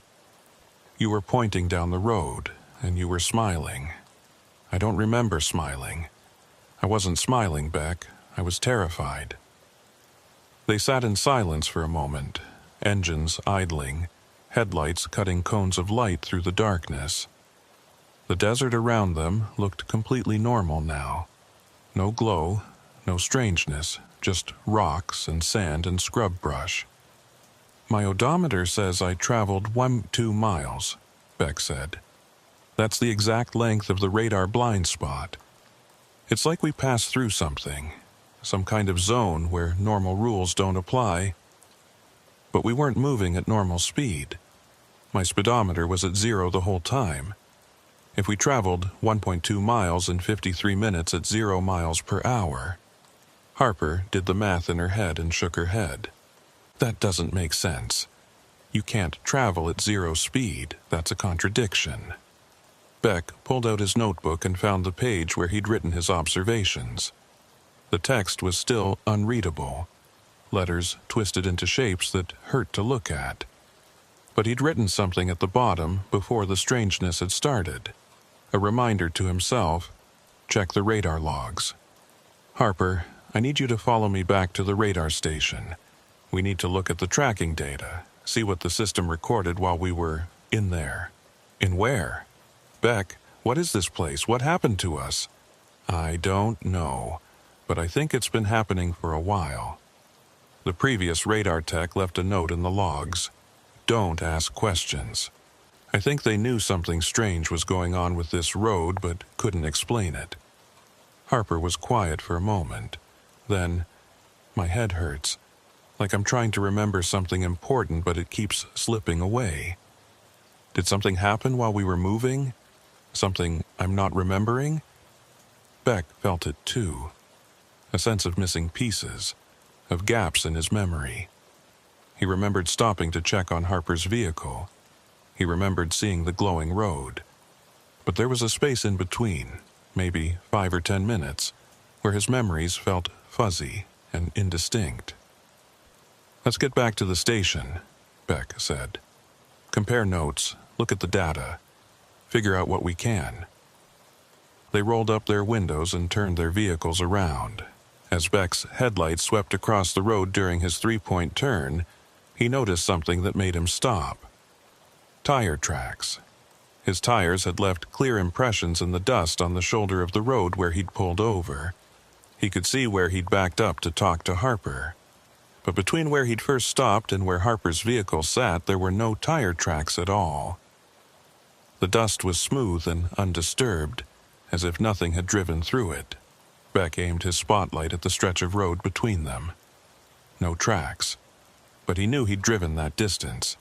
He'd watched it pass beneath his wheels. He'd seen the odometer increment. Had his truck been moving across the physical road at all? Or had he been somewhere else? Somewhere that left no trace, no evidence of passage. The thought made his stomach turn. He put his truck in gear and started driving, not looking back at the impossible emptiness behind him. Harper followed, her headlights steady in his mirrors. They drove in silence back toward the radar station, leaving old Service Road 19 behind. But Beck couldn't shake the feeling that part of him was still back there, still rolling forward at 0 miles per hour through a glowing darkness that shouldn't exist. The drive to the radar station took exactly as long as it should have. No time distortions, no strange phenomena, just normal desert driving under a field of stars. By the time they pulled into the station's parking area, Beck had almost convinced himself that he'd imagined the worst of it. Then he looked at Harper's face under the station's exterior lights and saw that her smile was back. Not as pronounced as before, not as wrong. But there, a slight upward curve of her lips that didn't match her frightened eyes, like her face wasn't completely under her control. "Harper," Beck said carefully. "Are you feeling okay?" She touched her mouth, feeling the smile, and her expression shifted to horror. I'm not doing that. Why am I smiling?" The smile widened slightly. "Get inside," Beck said. "Now." They rushed into the radar station. Beck locked the door behind them, which was ridiculous. What was he locking out? But it made him feel slightly better. He went straight to the main console and pulled up the tracking logs. The screen showed exactly what he expected and dreaded. Harper's vehicle entering Old Service Road 19 at 11:54 p.m. The signal disappearing. Then, at 12:47 a.m., the signal reappearing exactly 1.2 miles down the road. But that wasn't the disturbing part. Beck rewound the log and played it back in slow motion. Frame by frame, he watched Harper's vehicle approach the blind spot. At the exact moment it should have disappeared, the tracking signal didn't just vanish. It flickered through a sequence of impossible positions. For 3 frames, maybe 1/10 of a second, Harper's vehicle appeared in multiple locations simultaneously. One dot here, another dot there, a third dot somewhere else entirely. A quantum superposition of positions that collapsed back down to nothing. "What is that?" Harper asked, leaning over his shoulder. The smile on her face had faded, replaced by genuine fear. "I don't know, but look at this." Beck pulled up his own vehicle's tracking. The same thing had happened when he'd entered the blind spot. That flicker of multiple simultaneous positions before disappearing from the radar entirely. "It's like we were in multiple places at once," Harper whispered. "Or no places at all." Beck advanced through the log. For the 53 minutes that they'd been inside the blind spot, the radar showed nothing. Just empty road. Then, at 12:47 a.m., both vehicles reappeared simultaneously, exactly 1.2 miles from where they'd entered. "Look at the speed calculation," Beck said, pointing to the data column on the right side of the screen. Harper leaned closer. "That says 0. The system calculated our average speed based on distance traveled and time elapsed. It shows we traveled 1.2 miles in 53 minutes at an average speed of 0 miles per hour. Beck felt a headache building behind his eyes. That's mathematically impossible. Speed is distance divided by time. If we traveled any distance at all, our speed had to be greater than 0. Unless we traveled the distance without moving through the space between, Harper said quietly. Like we were at the start point, and then we were at the end point, but we never actually occupied any of the positions in the middle. Beck stared at her. That's insane. So is smiling when I'm not trying to smile. So is moving forward when your engine is dead. So is a road that makes people disappear for an hour and then puts them back like nothing happened. Harper's voice rose slightly, stress breaking through her usual calm. Everything about this is insane, Beck. We need to figure out what to do about it. Beck pulled out his phone and snapped photos of the radar screen, capturing the tracking data and the impossible speed calculations. Then he started copying the relevant log files to a USB drive. If he was going to report this, he needed evidence. Real, documented proof that something inexplicable was happening on Old Service Road 19. "We should call our supervisor," Harper said. "Report the incident." "And tell them what? That we drove down a road and lost an hour and our speedometers read 0 the whole time? They'll think we're making excuses for not responding to calls or—" Beck stopped. A cold realization hit him. "Harper, check your radio log. See if dispatch tried to reach you during the missing time." Harper pulled her radio off her belt and scrolled through the call log. Her face went pale. There are 6 unanswered calls from dispatch, all marked as no response. They must have been trying to reach me for almost an hour. Beck checked his own radio log. 4 missed calls during the same period. Dispatch had been trying to contact both of them, probably wondering why 2 agents had gone silent simultaneously in the same sector. "We're going to get written up for this," Harper said. "Failure to respond, abandoning patrol routes, all of it." "Maybe. But that's the least of our problems." Beck gestured at the radar screen. "Something is happening on that road. Something that affects vehicles, affects time, affects, I don't know what, physics, reality. We can't just pretend we didn't see it." Harper was quiet for a moment. When she spoke, her voice was small. "Beck, I'm scared.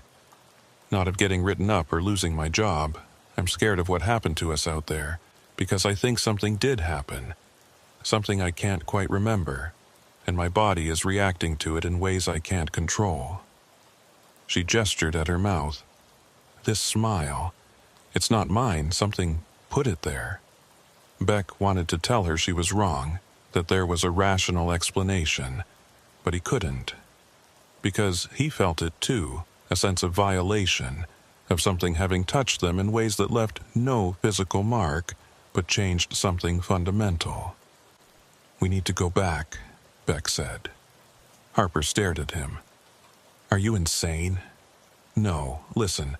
We went through the blind spot once, unaware and unprepared. We came out alive and relatively okay. But we don't understand what happened or why. If we go back now, knowing what to expect, we can observe more carefully. Document everything. Maybe figure out what's causing it. Or maybe we don't come back at all next time. That's why we need to tell someone first. Leave a record of what we're doing and where we're going. That way, if something goes wrong, at least there's a trail." Harper considered this. The smile had crept back onto her face, but she seemed unaware of it. "Okay, but we go during daylight, and we go together in one vehicle, safety in numbers." Beck nodded. "Agreed. Tomorrow evening, just before sunset. That gives us time to rest, prepare, and make sure all our equipment is working." They spent the next hour writing detailed reports of what had happened, being as precise and factual as possible. Beck copied all the relevant radar data to multiple drives. Harper wrote down everything she could remember, including the gaps in her memory where things felt fuzzy. When they were done, Beck sealed everything in an envelope and locked it in the station's safe. He wrote on the outside, "To be opened if Beck Molina and Harper Velasquez do not return from Old Service Road 19 by 8 p.m. on March 18th. It felt melodramatic, like something from a bad movie, but given what they'd just experienced, melodrama seemed appropriate. "Get some sleep," Beck told Harper as they walked out to their vehicles. Dawn was starting to lighten the eastern sky, painting the desert in shades of gray and gold. "We'll meet here at 5 p.m. tomorrow. Bring food, water, extra batteries for everything. And Harper, don't drive on Old Service Road 19 alone, not for any reason. Wouldn't dream of it." Harper paused at her vehicle. The smile on her face had finally faded completely. "Beck, what if we're not the first ones this happened to? What if that note in the old logs, 'Don't ask questions,' was a warning? What if the previous tech knew about this and just let it keep happening?" Beck had been wondering the same thing. "Then we're going to be the ones who ask questions anyway. Because whatever is happening on that road, it's not going to stop just because we ignore it." Harper nodded slowly and got into her vehicle.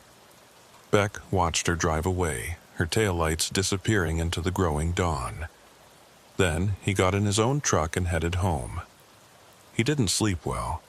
Every time he closed his eyes, he saw that glowing road stretching endlessly ahead, carrying him forward at 0 miles per hour toward something he couldn't name. And in his dreams, he was smiling too. Beck and Harper met at the radar station at 4:47 p.m., 13 minutes early. Neither wanted to admit they'd been too anxious to wait. Beck had brought 2 digital cameras, a handheld GPS unit, 3 different types of flashlights, and enough food and water to last 3 days.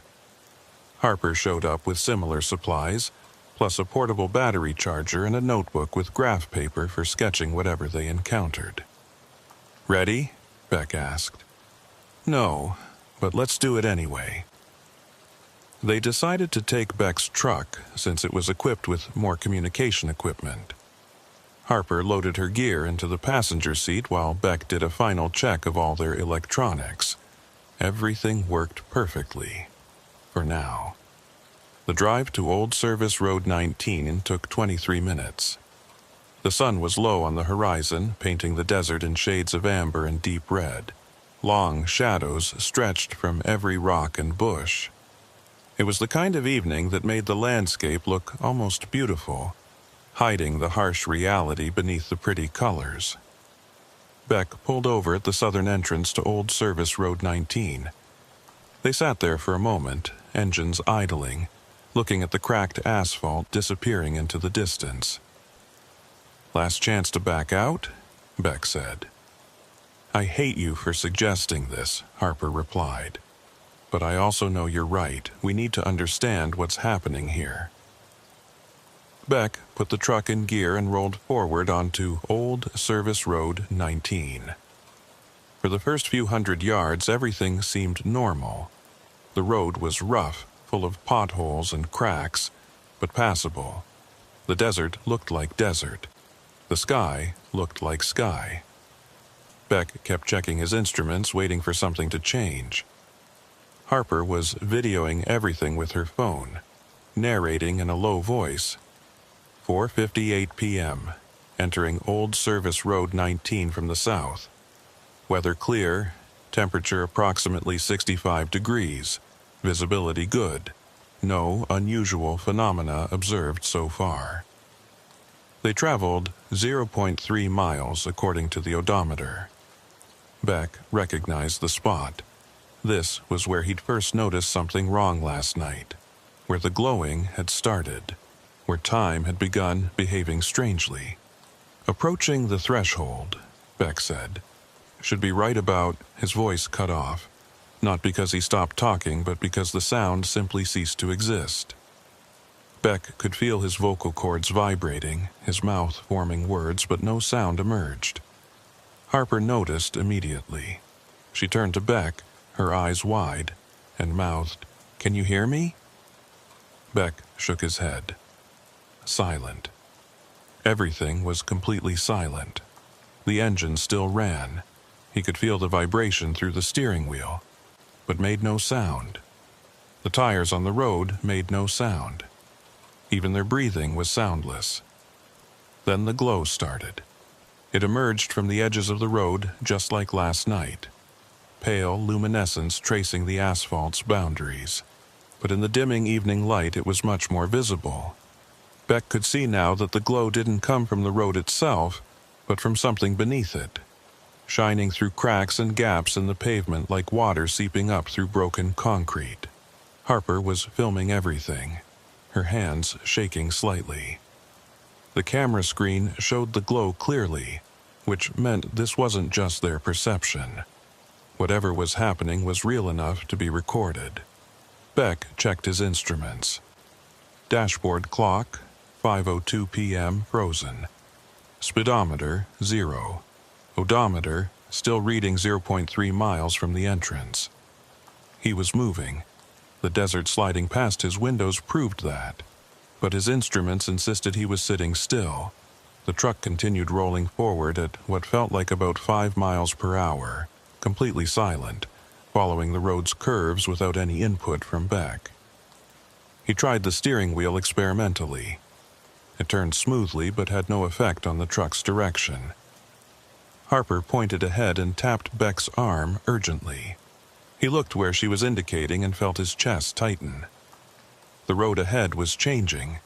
Not the asphalt itself, but the space around it. The desert on both sides of the road seemed to be stretching, extending outward like it was being pulled apart. The mountains in the distance were growing taller and thinner, elongating vertically as though reality itself was being distorted. Beck grabbed his GPS unit and powered it on. The screen showed his position as a single blinking dot, but the surrounding map data was scrambled. Roads appeared and disappeared. Terrain features flickered in and out of existence. The distance to waypoint reading showed alternating values: 1.2 miles, 0.0 miles, 437.8 miles, 0.0 miles, constantly changing. Harper was writing frantically in her notebook, documenting everything they saw. Beck noticed that her handwriting looked normal. Unlike his attempt last night, she seemed able to write clearly here. Maybe it was different during daylight. Or maybe Harper was different in some way he didn't understand. The glow pulsed brighter. Beck felt that familiar hum starting, vibrating in his chest and bones. The frequency made his vision blur slightly at the edges. He blinked hard, trying to focus, and when his vision cleared, he saw something that made his breath stop. There were figures standing alongside the road. Not human. Too tall, too thin, proportions all wrong. Maybe 6 feet away from the truck, perfectly spaced at 10-yard intervals, extending down the road as far as Beck could see. They stood motionless, observing, their heads turning slowly to track the truck's passage. Beck couldn't make out details. They seemed to blur when he looked directly at them, like they were vibrating at a frequency his eyes couldn't quite capture. But he could see their general shape. Elongated bodies, long limbs, large heads with features he couldn't quite resolve. Harper saw them too. She grabbed Beck's arm hard enough to hurt, pointing at the figures with her other hand. Beck nodded to show he understood. Yes, I see them. Yes, they're real. Yes, we're both seeing the same impossible thing. One of the figures stepped toward the road. Beck's hands instinctively moved to the steering wheel, trying to swerve away, but the truck didn't respond. It continued rolling forward at its steady 5-mile-per-hour pace, heading directly towards the figure. The being stood in the middle of the road now, directly in their path. Beck wanted to close his eyes, but couldn't. He had to watch. Had to see what would happen when his truck reached that impossible figure. They passed through it. Not around. Not crashing into. Through. Like the figure was made of mist or projection, insubstantial despite looking solid. Beck felt a sensation like passing through a waterfall. A brief coolness. A sense of resistance. Then they were past it, and the figure was behind them, still standing in the road, still watching. Harper was shaking now, her phone forgotten in her lap. Beck wanted to comfort her but couldn't speak, couldn't make any sound. All he could do was keep his hands on the useless steering wheel and watch as more figures approached the road, each one stepping into their path. Each one passing through the truck like smoke. How many were there? 20? 50? Beck lost count. They stood on both sides of the road, witnessing, observing, studying. Each time the truck passed through one, Beck felt that waterfall sensation, that brief coolness. And each time he felt something else, a sense of being measured, assessed, examined at a level more fundamental than physical. Then Beck saw something that made his blood turn to ice. Far ahead, where the road curved around a low rise, there was another vehicle. It sat motionless in the middle of the road, dark and abandoned looking. As Beck's truck rolled closer, he recognized it. It was Harper's patrol unit, but Harper was sitting right next to him. Her vehicle was parked back at the radar station. This couldn't be her truck, except it was. Same color, same number on the side, same dent on the front bumper that Harper had gotten 3 months ago backing into a post. Harper saw it too. She grabbed her notebook and wrote in large letters, "How?" Beck shook his head. He had no answer. They were caught in something that didn't follow normal causality, normal logic. Time and space were behaving in ways that made no sense. As they rolled past Harper's impossible vehicle, Beck looked through the windows. Empty. No one in the driver's seat. No equipment inside. Just a hollow shell, like a prop or a memory made solid. But beyond Harper's truck, Beck saw something else that made him understand. More vehicles. Dozens of them, maybe hundreds, scattered across the desert on both sides of the road. Old patrol units, civilian cars, even a few military vehicles. All dark, all empty, all sitting in positions that didn't match the actual terrain. Some were half buried in sand that wasn't really there. Others floated slightly above the ground, wheels not quite touching the surface. This was where they went. All the vehicles that had entered Old Service Road 19 and never come back. They hadn't been destroyed or hidden. They'd been copied, duplicated, their forms preserved in this strange space between spaces. Beck's truck rolled past the field of ghost vehicles and he felt a cold certainty settling in his gut. They were seeing what happened to things that got caught here. Things that couldn't find their way back to the real world. This was a collection of echoes, impressions left behind by objects that had passed through and left part of themselves trapped.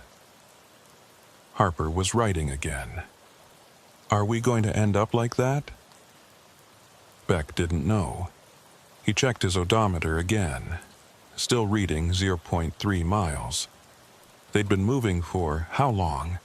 It felt like 20 minutes, but his frozen clock couldn't confirm. At 5 miles per hour, they should have traveled more than a mile by now. But the distance counter refused to change. Then, just as abruptly as it had started, everything stopped. Sound crashed back like a physical force. The engine's rumble, the tires on asphalt, Harper's sudden gasp of breath, even the wind, all of it returning at once. So loud after the silence that Beck flinched. The glow faded from the road edges. The figures vanished. The ghost vehicles disappeared, leaving only empty desert. Beck's truck rolled to a stop. The clock on the dashboard flickered and then showed 5:17 p.m. The odometer incremented, 1.5 miles from the southern entrance. They'd crossed the blind spot. They were out. Beck turned to Harper. She was pale, shaking, but her eyes were sharp and focused. "Tell me you got that on video," Beck said, his voice rough from disuse. Harper checked her phone. The video was there, 32 minutes of footage. She hit play, and they watched the first few seconds. Entering the road, the glow beginning, everything normal. Then the video dissolved into static. Not complete white noise like Beck's video from last night. This was different. Patterns in the static. Shapes that almost resolved into something recognizable before dispersing again. Faces? Figures? The landscape itself, broken into fragments and reassembled wrong. Harper fast-forwarded. The static continued for 28 minutes, then suddenly cleared, showing the last few seconds of normal road. The figures were gone. The glowing was gone. Just regular Old Service Road 19. "It won't let itself be recorded," Harper said quietly. "Whatever it is, whatever's happening in there, it exists outside the range of our technology. Or it actively prevents documentation." Beck pulled out his GPS unit. The track log showed their route, but there was a gap.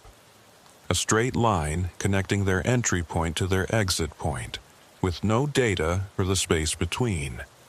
According to the GPS, they'd traveled 1.2 miles in 0 seconds, teleporting from one end of the blind spot to the other.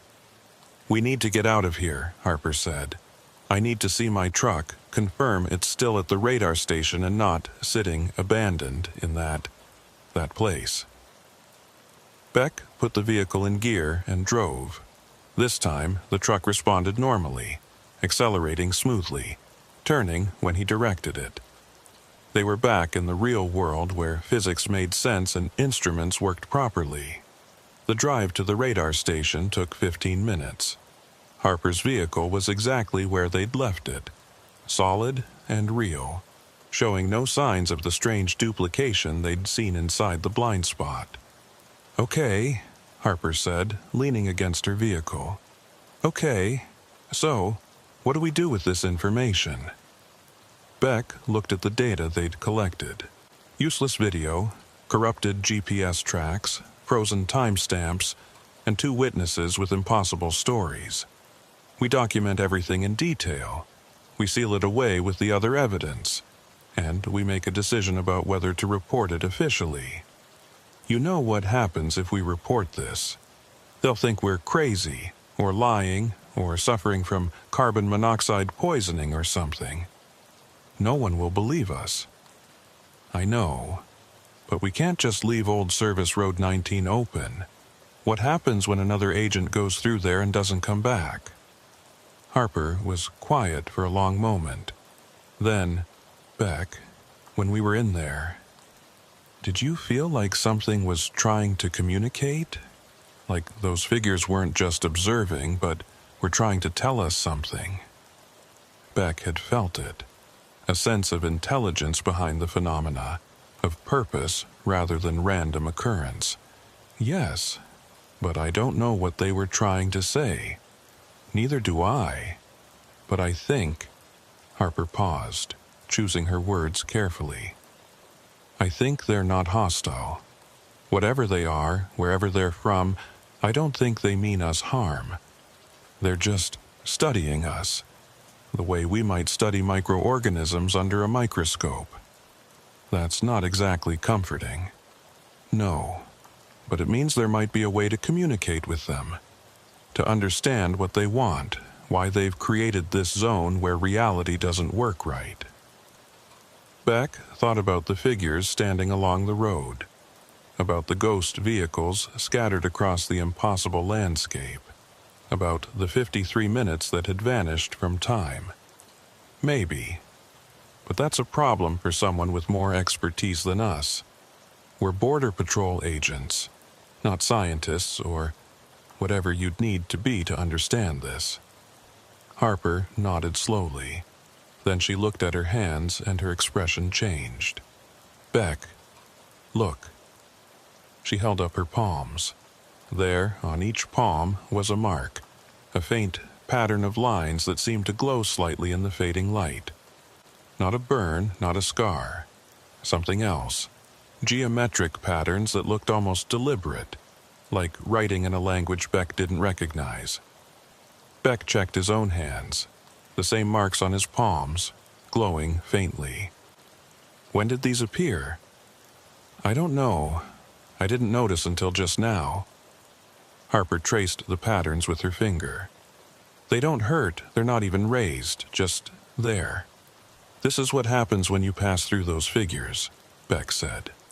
"This is the mark they leave, the evidence that we made contact with something not from here." They stared at their marked hands in silence. The sun had set completely now, leaving them in the blue twilight of the desert evening.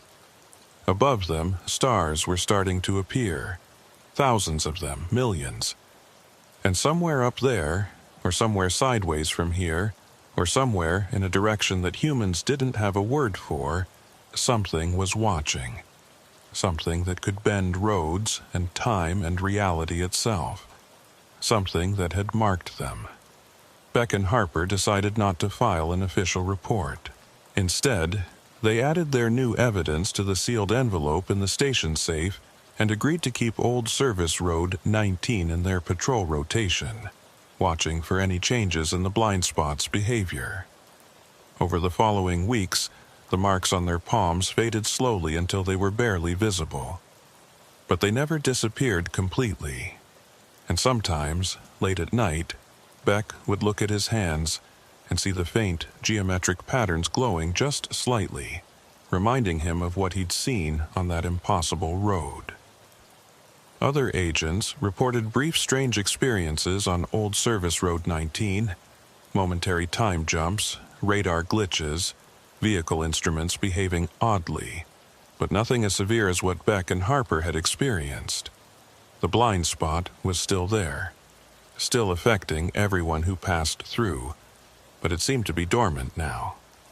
Observing, waiting. Beck continued his work at the radar station, watching the screens, tracking vehicles across the desert. The anomaly remained on his display, that 1.2-mile stretch where signals disappeared and speeds read 0. He'd learned to live with it, to accept that some things couldn't be explained by conventional physics or technology. But he never forgot what he'd seen: the glowing road, the watching figures, the field of ghost vehicles, copies of things that had passed through and left part of themselves behind.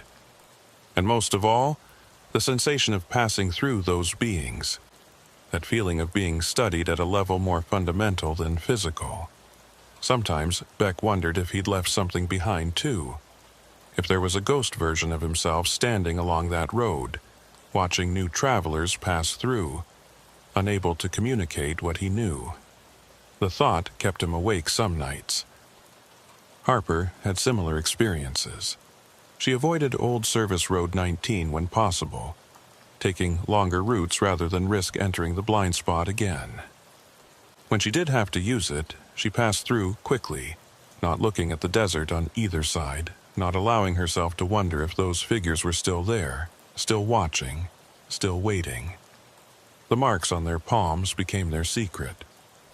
They never discussed them with anyone else, never showed them to doctors or supervisors. The patterns were a reminder of what they'd survived, what they'd witnessed, what they now knew about the world. Reality was thinner than most people believed. There were places where the normal rules didn't apply, where time and space behaved according to different mathematics. Old Service Road 19 was one of those places. And somewhere in the New Mexico desert, hidden in plain sight, a road existed that radar couldn't see. A road where vehicles moved at 0 speed but traveled impossible distances, where observers stood and studied humanity with patient intelligence. Beck kept his notebook locked away, filled with observations that no one would believe. Harper kept her video file, 32 minutes of static that occasionally resolved into almost recognizable patterns. They compared notes regularly, making sure their memories matched, ensuring that what they'd experienced had been real and not shared hallucination. The world continued as normal. Border Patrol continued its work. Vehicles crossed the desert on thousands of roads, most of them perfectly mundane and explicable. But Beck and Harper knew the truth. There were exceptions. There were places where the rules broke down, where something else looked in, where travelers passed through and left echoes of themselves scattered across impossible landscapes. And if you drove down Old Service Road 19 at night, if you paid close attention to your instruments, if you watched the edges of the road in your headlights, you might see it too. The glow, the watching figures, the road that radar couldn't see. Most people wouldn't notice. Most people would pass through in seconds, experiencing maybe a brief moment of disorientation, a flicker in their dashboard clock, a strange gap in their memory. They'd chalk it up to fatigue or distraction and continue on their way. But Beck and Harper had seen deeper. They'd spent time in that impossible space, had looked directly at what most people only glimpsed peripherally, and they carried the marks to prove it. Late one night, months after their second journey through the blind spot, Beck received a text from Harper. "The marks are glowing brighter. Can you see yours?" Beck looked at his palms. The geometric pattern shone with faint light in the darkness of his room, pulsing gently like a heartbeat. He texted back, "Yes. What does it mean?" "I think they're coming back. The ones who made the blind spot. I think something's about to change." Beck drove to the radar station knowing Harper would meet him there. When he arrived, she was already standing outside her vehicle, looking up at the stars. Without speaking, they both got in Beck's truck and drove toward Old Service Road 19. The desert night was clear and cold. The road stretched ahead into darkness, and somewhere in that darkness, maybe a quarter-mile ahead or maybe infinitely far away, a faint glow was beginning to pulse along the edges of the asphalt. Beck and Harper drove forward, their marked palms glowing in the darkness, heading toward whatever awaited them in the space where radar didn't reach and speeds read 0 but distances were still traveled. Some roads, once you've driven them, never really let you go. They become part of you, leave their marks, draw you back. Old Service Road 19 was one of those roads, and Beck and Harper were going to find out what it wanted. Rory Sandoval had been flying Border Patrol for 6 years, and he'd never seen a light that pointed down. It was 9:47 p.m., 40 minutes out from Gannon Field. The night was clear, stars bright against the instrument panel glow. His Cessna 182 hummed at 7,000 feet, the engine's familiar drone comforting in the vast darkness. He was running his pre-landing checklist when he noticed the light. It appeared suddenly, maybe 10 miles ahead where Gannon Field should be. At first, he thought it was runway lights, but something was wrong with the angle.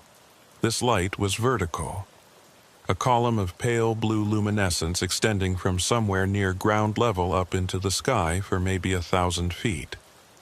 No, Rory corrected himself, not up, down.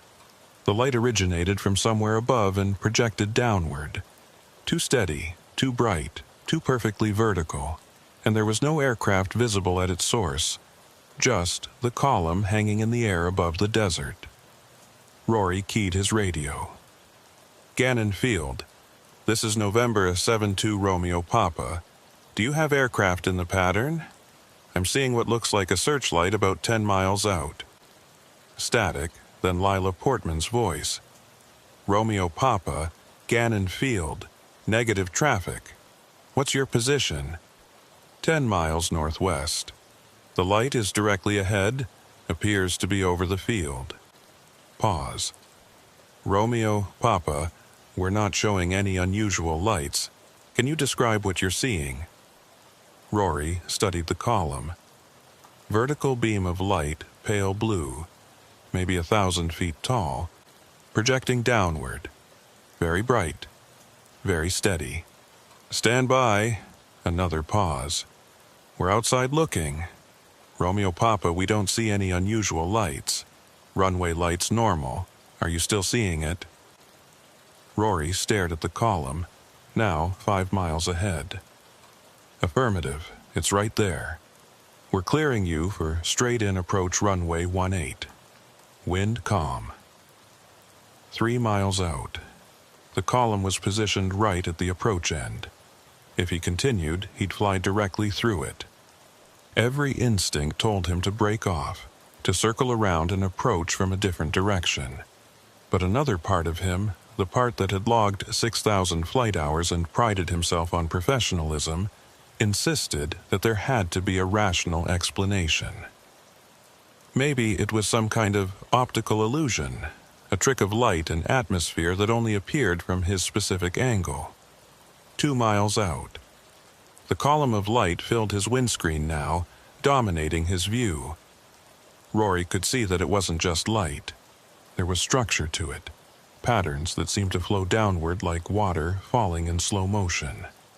The base where it touched the ground was right at the runway threshold, the circular glow covering maybe 50 feet of pavement.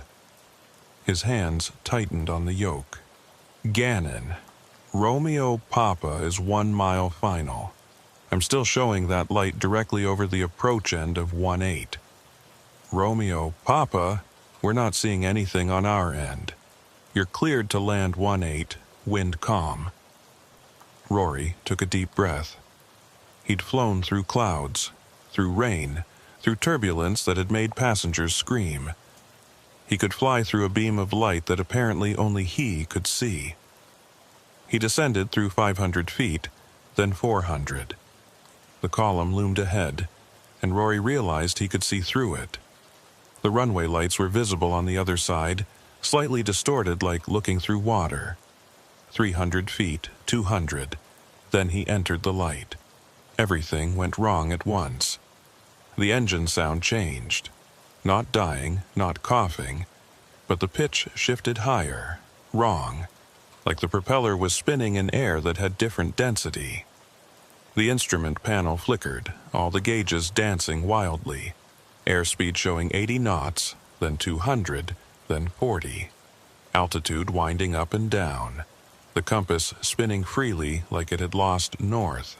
And the sound, or rather, the absence of it. Rory could feel the engine vibrating through the airframe, could see the propeller turning, but suddenly he couldn't hear it anymore. The engine roar, the rush of air over the wings, even his own breathing, all of it gone.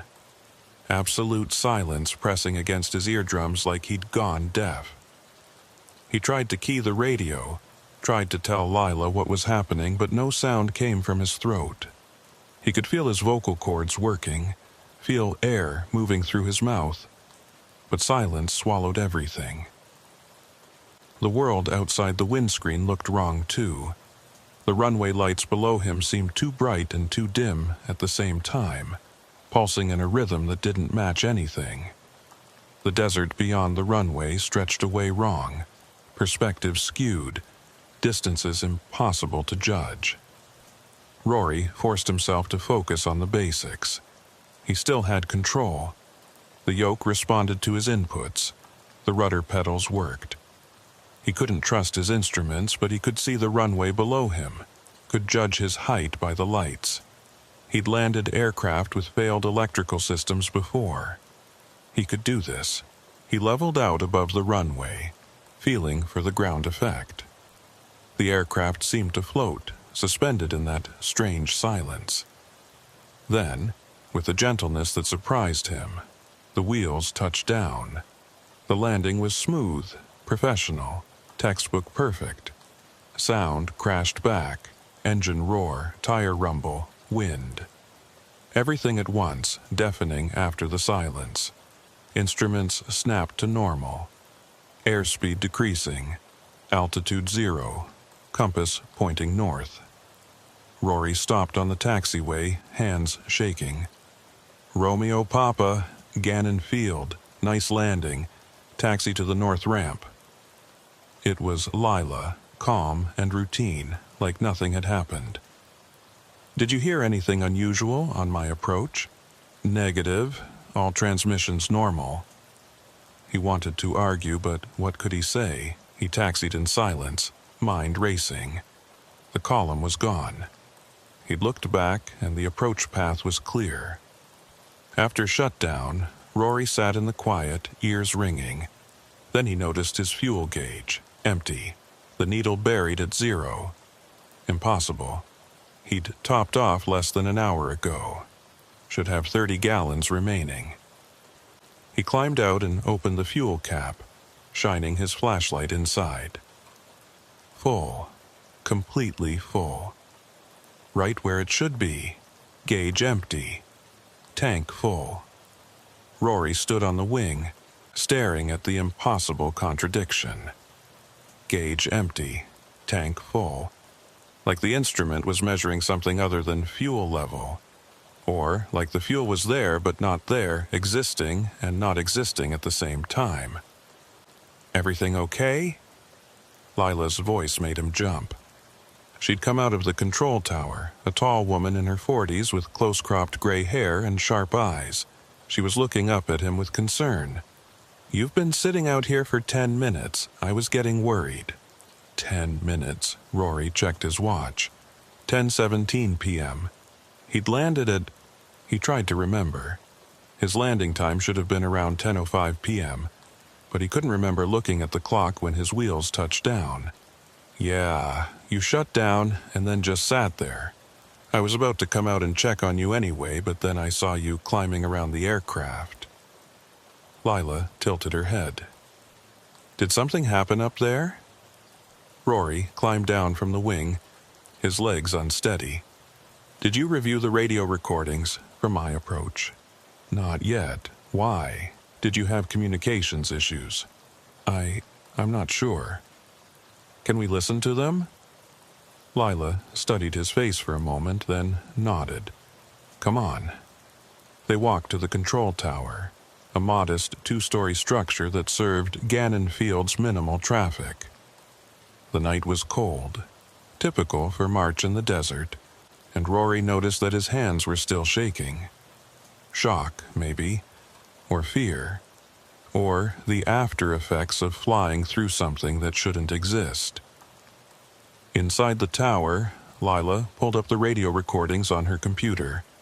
What time do you want to hear? My final approach, from about 1 mile out. Lila found the file and hit play. Rory's voice came through the speakers, clear and professional. Gannon, Romeo Papa is 1 mile final. I'm still showing that light directly over the approach end of 18. Then Lila's response. Romeo Papa, we're not seeing anything on our end. You're cleared to land 18, wind calm. Then, breathing. Heavy breathing, like someone running or exerting themselves. It went on for maybe 30 seconds. Rhythmic inhalations and exhalations with no words. Just breath. Finally, Lila's voice again.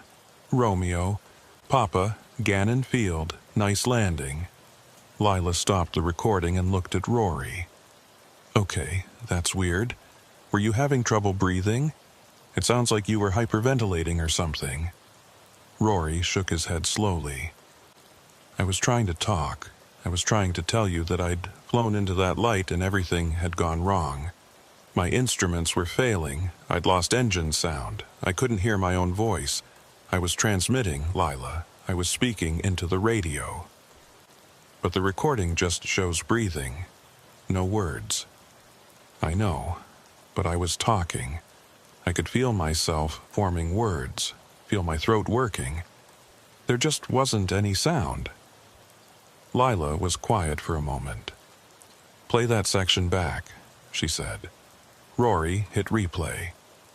The breathing started again, and this time he listened more carefully. The rhythm was wrong for just breathing. There were pauses, emphasis points, patterns that matched speech cadence. It was breathing shaped like words, like he'd been speaking but only the breath came through. You're right, Lila said quietly. That's not just breathing. That's the breath pattern of someone talking. The air moving in and out matches speech, but the vocalization is gone. Like someone muted just your voice but left all the other sounds. Rory felt a chill run down his spine. You believe me? I believe something unusual happened, yes. I've worked here 8 years. I've seen things that don't make sense. Lights that move wrong, aircraft that vanish from radar. Lila gestured at the radio. This is one more thing. What do we do about it? Did you really not see that column of light? I saw stars, runway lights, your aircraft, but no column. Lila pulled up the radar track. Look, you disappeared for 30 seconds, right when you would have been in that light. Brief signal dropout. Something was there. It did something to me, took my voice, scrambled my instruments, and my fuel gauge. Lila was quiet. We document this, write everything down, then seal it and decide what to do. Don't you think we should report it? Report what? They'll ground you for medical evaluation, or worse. Lila shook her head. But we can't ignore it. So we document and watch. She pulled out a notebook. Write everything, tonight. while it's fresh. Then we lock it in the safe with the other reports. Other reports? You're not the first, Rory. You're just the most recent. Rory took the notebook.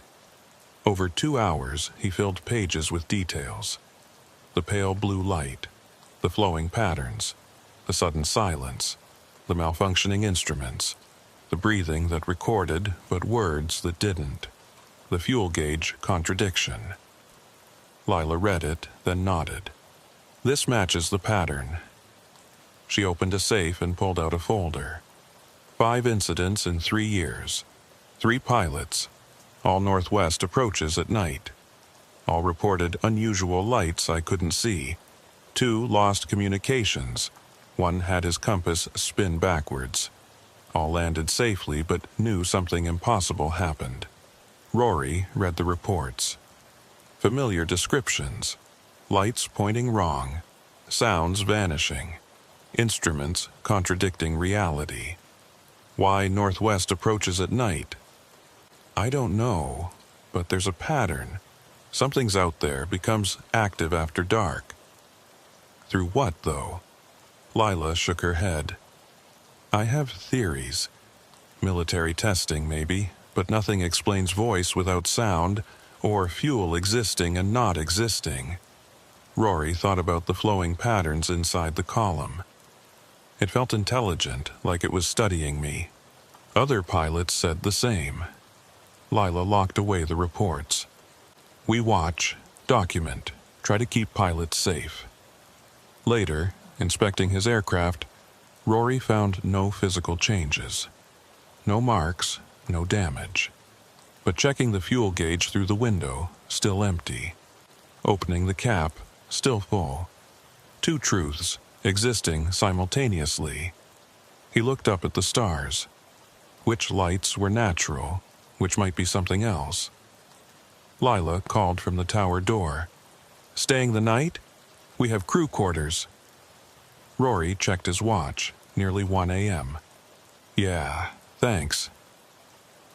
As he followed her inside, Rory glanced back northwest.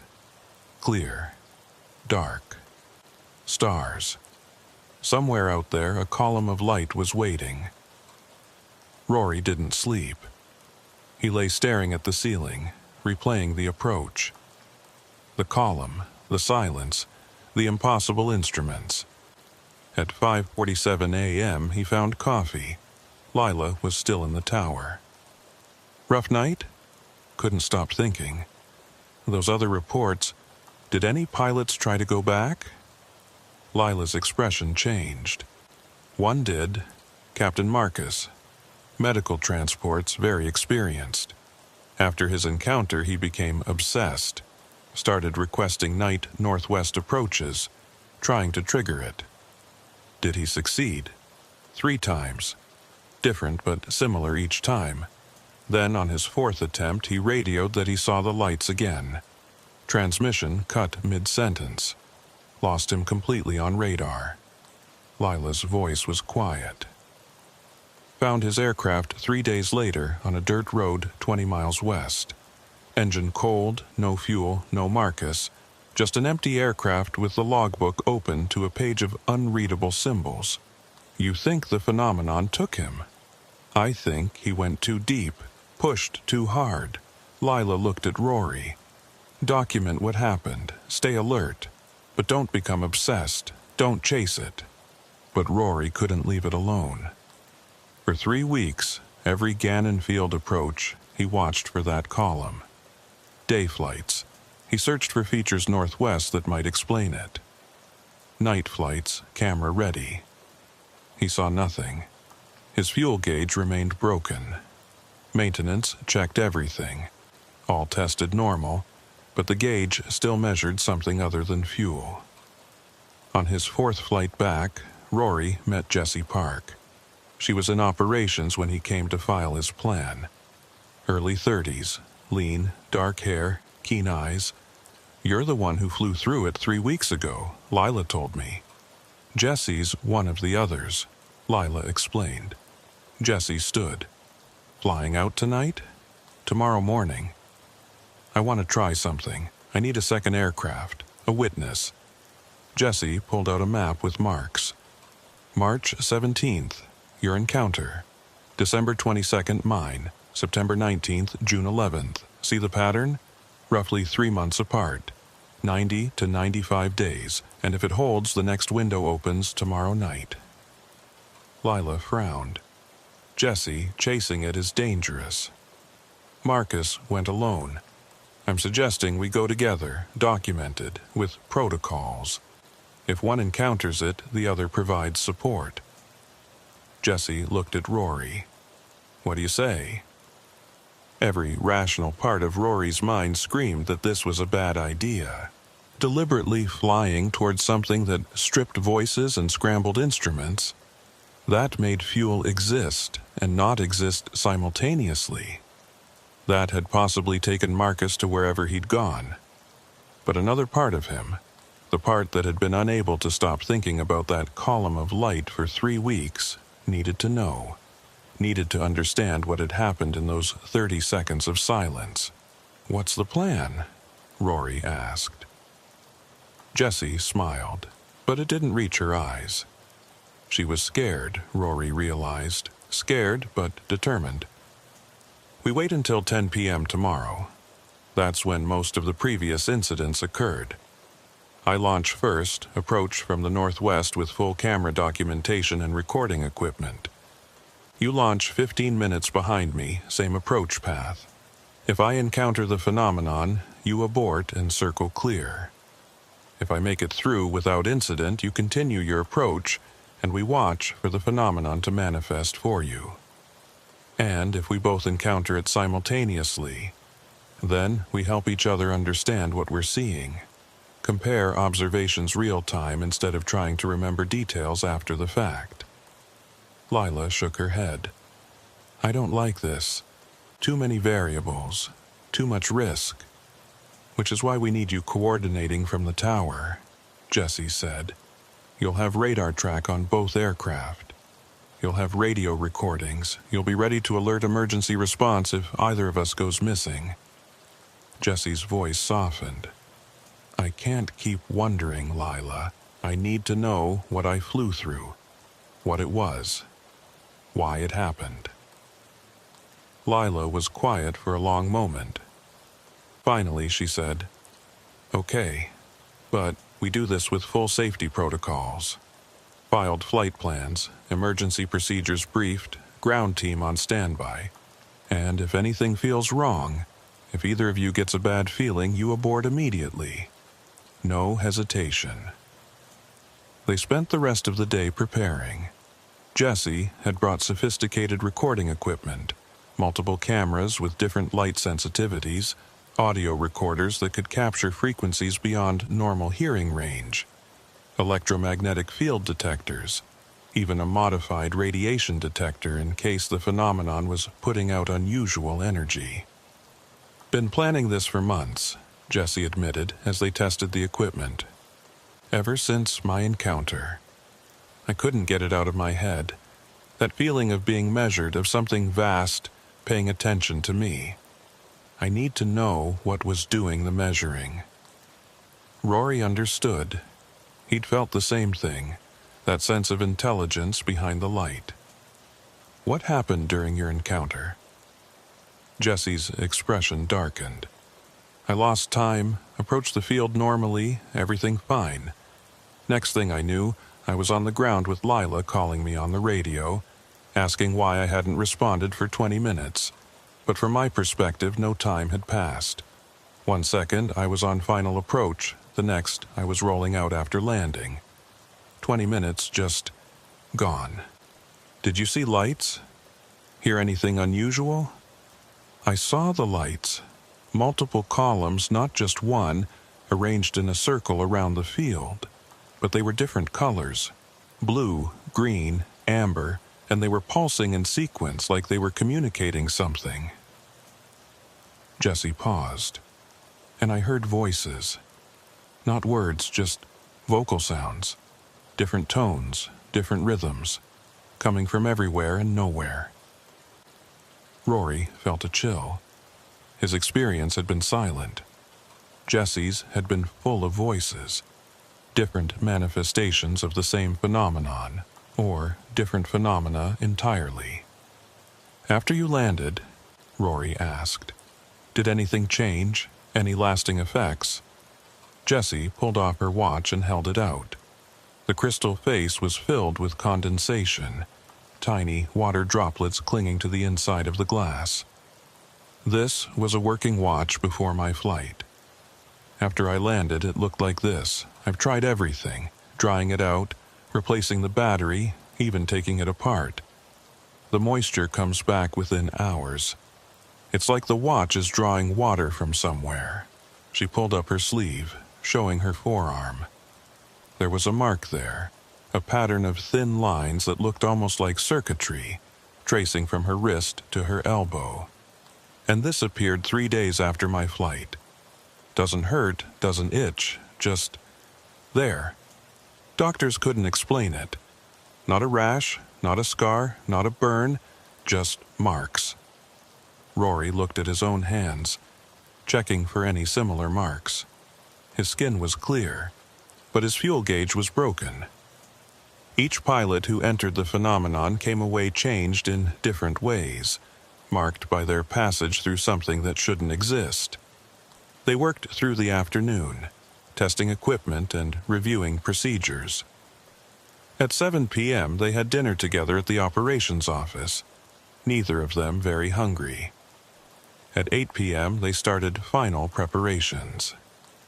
Jessie launched first at 9:47 p.m., her Cessna 206, climbing into the clear night sky with running lights bright against the darkness. Rory watched from the ground as she turned northwest, heading out into the empty desert. "Romeo, Papa, this is November 85, Juliet Kilo." Jessie's voice came over the radio. "Departing pattern to the northwest, climbing to 7,000. Will report turning inbound for approach." Lila acknowledged from the tower. Rory could see her silhouette against the tower windows, watching both radar and visual as Jessie's aircraft receded into the night.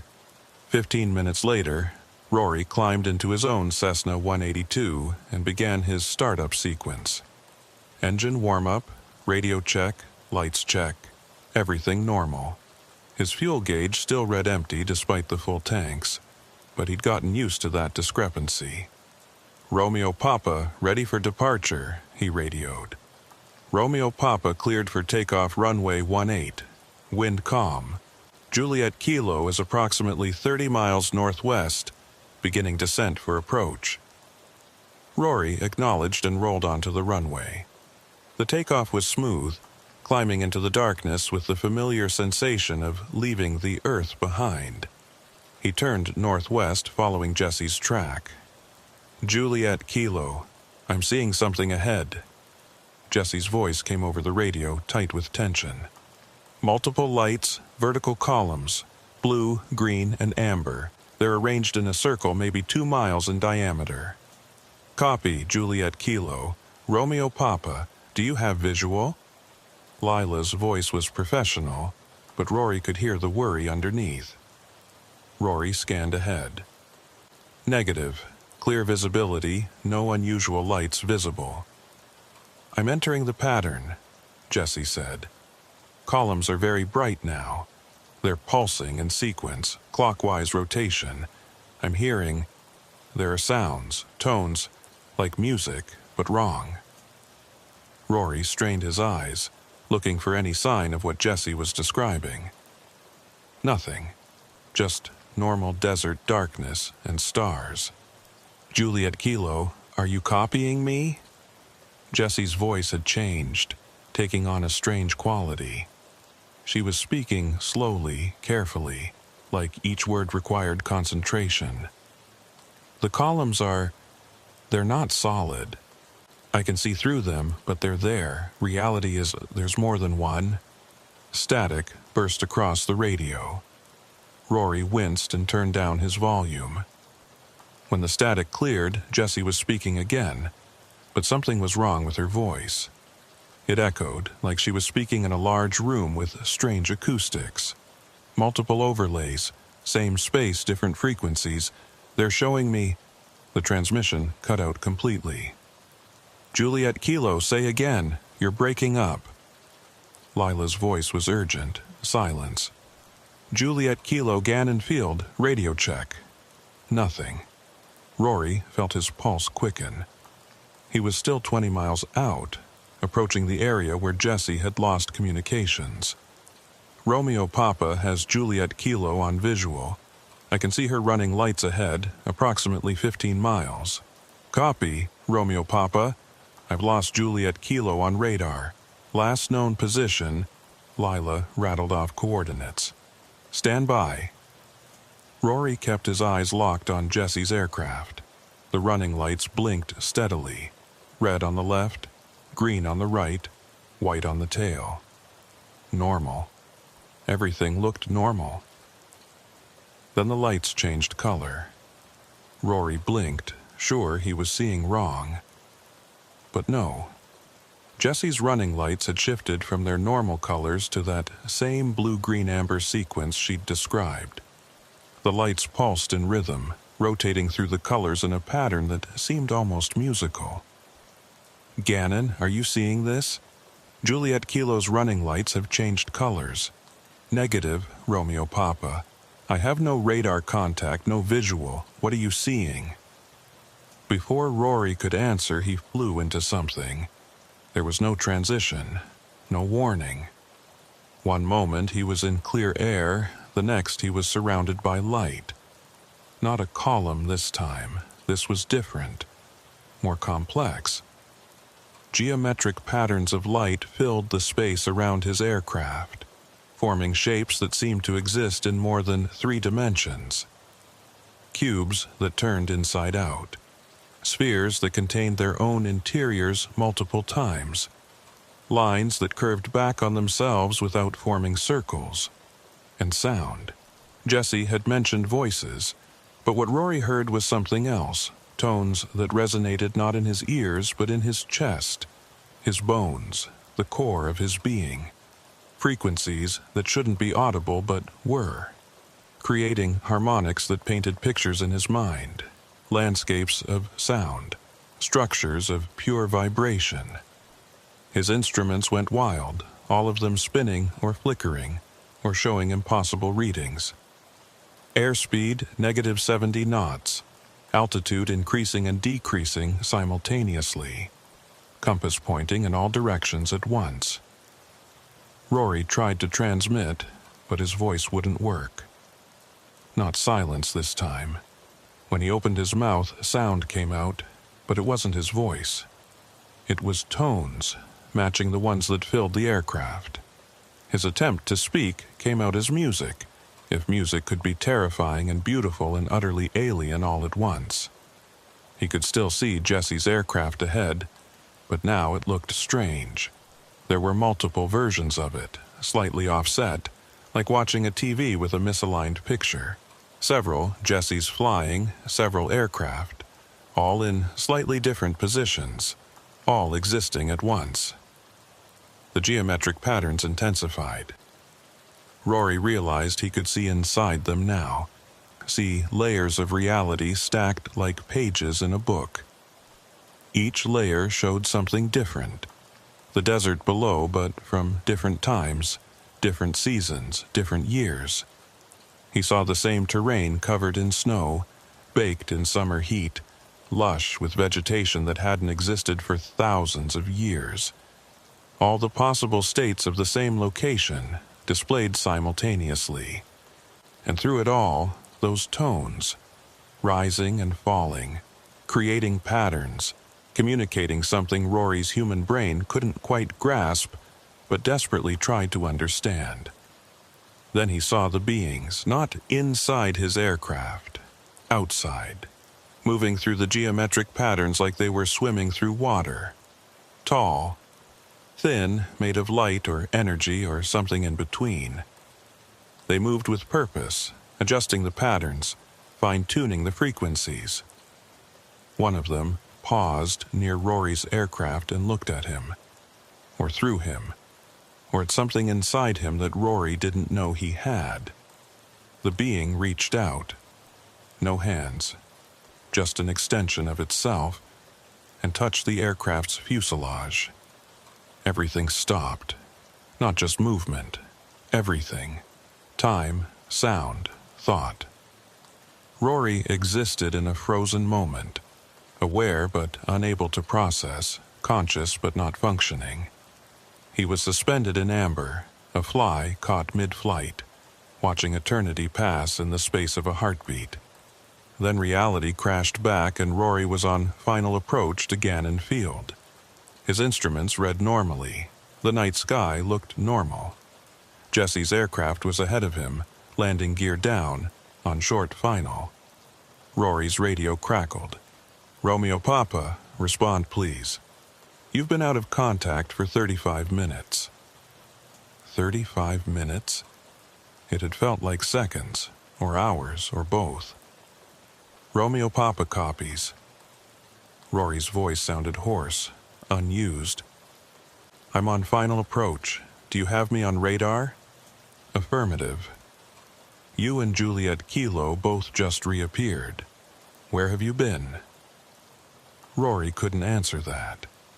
He didn't know where he'd been, not in any conventional sense. He'd been in a space where geometry didn't follow normal rules, where multiple realities coexisted, where beings made of energy adjusted the fabric of existence like technicians maintaining equipment.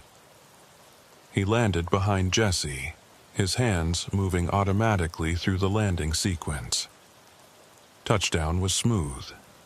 Rollout normal. Taxiing to the ramp seemed to take forever.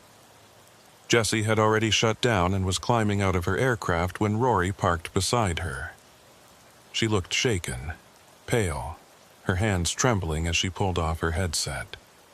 You saw them too, she said. It wasn't a question. The geometric patterns, the multiple layers, the beings. Rory's voice was hollow. And the tones. Did you try to speak? Did your voice turn into music? Rory nodded. They stood there in the darkness between their aircraft, two witnesses to something that shouldn't exist, struggling to process what they'd experienced. Lila came running from the tower. What happened? Where did you go? Both of you disappeared from radar for 35 minutes. No communications, no transponder signals. We were about to launch search and rescue. Jessie opened her mouth to answer, then stopped. How could they explain?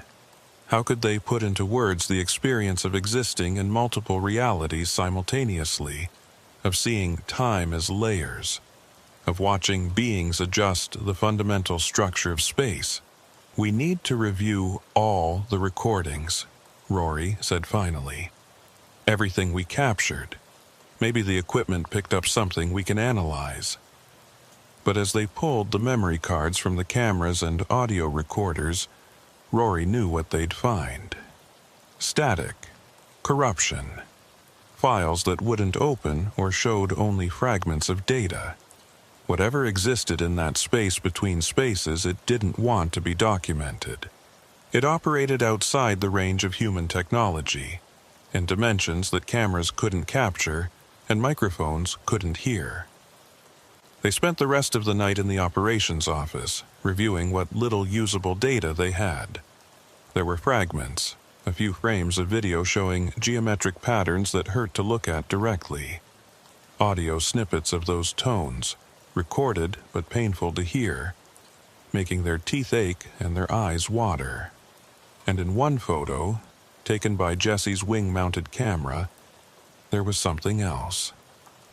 A shape against the stars. Elongated, definitely not an aircraft.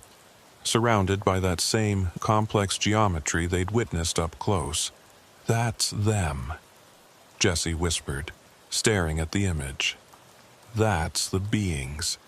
They're ships or vessels or maybe just forms they take, but that's them. Rory studied the photo. The shape was impossible to focus on. Looking directly at it made his eyes slide away, like his brain refused to fully process what it was seeing. But it was there. Solid enough to block out stars, casting no light but clearly present. "We can't report this," Lila said quietly. "Any of it. They'll never believe us. And even if they did, what would they do? Send more aircraft to investigate? Risk more pilots?" "Marcus saw them too," Jesse said. "In his last transmission, before he vanished. He said they're beautiful. That's the last thing we heard from him. Now I understand what he meant. They're beautiful. Terrifying and incomprehensible, but beautiful. And I think he went willingly. I think they invited him somewhere and he accepted." Rory thought about that frozen moment, suspended in timelessness, while one of the beings studied him. He'd felt no hostility, no threat, just curiosity, perhaps. Assessment, like he was being considered for something he didn't understand. "What do they want?" he asked. "I don't know," Jesse replied. "But I think they've been here a long time. Maybe always. Operating in spaces we can't normally perceive, doing things we can't comprehend. And sometimes, when the conditions are right, every 90 days or so, during northwest approaches at night, the barriers thin. The boundaries between their reality and ours become permeable. And we get a glimpse. And we get marked," Rory added, thinking of his broken fuel gauge, Jesse's perpetually wet watch, the circuit-like lines on her arm. They sealed all the evidence, photos, audio files, written reports, in Lila's safe. Another set of impossible experiences to add to the growing collection. Another mystery that couldn't be solved, only witnessed and wondered at. As dawn broke over the desert, Rory prepared to continue his route. His fuel gauge still read empty. He climbed up to check the tanks, still full. 2 realities, both true somehow. Jessie was leaving too, heading back to her home base. "Will you do it again?" Rory asked her. "Try to encounter them?" Jessie was quiet for a moment. "I don't know. Part of me wants to understand. But another part," she trailed off, staring at the circuit lines on her arm. "I'm afraid if I go back too many times, I might not come back at all. Like Marcus. The barriers might thin enough that I slip through entirely." Rory understood. He felt it too. The pull, the curiosity, the desperate need to comprehend. And the fear that comprehension might cost more than he was willing to pay. They said their goodbyes and launched within minutes of each other, heading in opposite directions across the desert. Rory climbed to altitude and settled into his route, watching the sun paint the landscape in shades of amber and gold. But his mind was elsewhere, replaying those 35 missing minutes. The geometric patterns, the layers of reality, the beings who moved through space like it was water. And that moment of frozen timelessness when one of them had touched his aircraft and looked at whatever was inside him. He knew he'd go back. Not today, maybe not this month. But eventually, the next time the cycle aligned, the next time the barriers thinned. He'd approach from the northwest at night and watch for columns of light that pointed wrong directions. Because now he knew the truth. The universe was stranger and more vast than anyone imagined. And somewhere between what we could see and what we couldn't, in spaces that overlapped our own but existed at different frequencies, something was watching. Something was measuring. Something was waiting. And Rory needed to know what they were waiting for. 3 more cycles passed. June, September, December. Each time, Rory found reasons to be approaching Gannon Field from the northwest at night. And each time he saw nothing unusual. Clear skies, normal approaches, routine landings. The phenomenon didn't manifest, and Rory began to wonder if it had been a one-time event. Something that had happened and moved on, never to return. His fuel gauge remained broken. That was the only lasting reminder. Empty reading. Full tank. A permanent contradiction that he'd learned to accept. It wasn't until March, a full year after his first encounter, that things changed again. Rory was approaching Gannon Field at 10:13 p.m. when Lila's voice came over the radio, urgent and tight. "Romeo Papa, be advised, we're showing unusual radar returns in your sector. Multiple contacts, no transponder codes, moving in formation." Rory checked his radar display. Nothing. "Romeo Papa shows no traffic. Can you describe the contacts?" 5 objects, arranged in a circle, approximately 10 miles northwest of the field. They're stationary, holding altitude 7,500 feet. "Romeo, Papa, that's your altitude." Rory felt his pulse quicken. He was approaching the location where he'd encountered the column of light a year ago, where Jesse had seen multiple colored beams arranged in a circle. "I'm not seeing anything visually. Clear night, good visibility. They're on radar, Rory, and they're waiting, right in your flight path." Rory had a choice. He could divert, approach from a different direction, avoid whatever was forming in the darkness ahead. That would be the safe choice, the professional choice.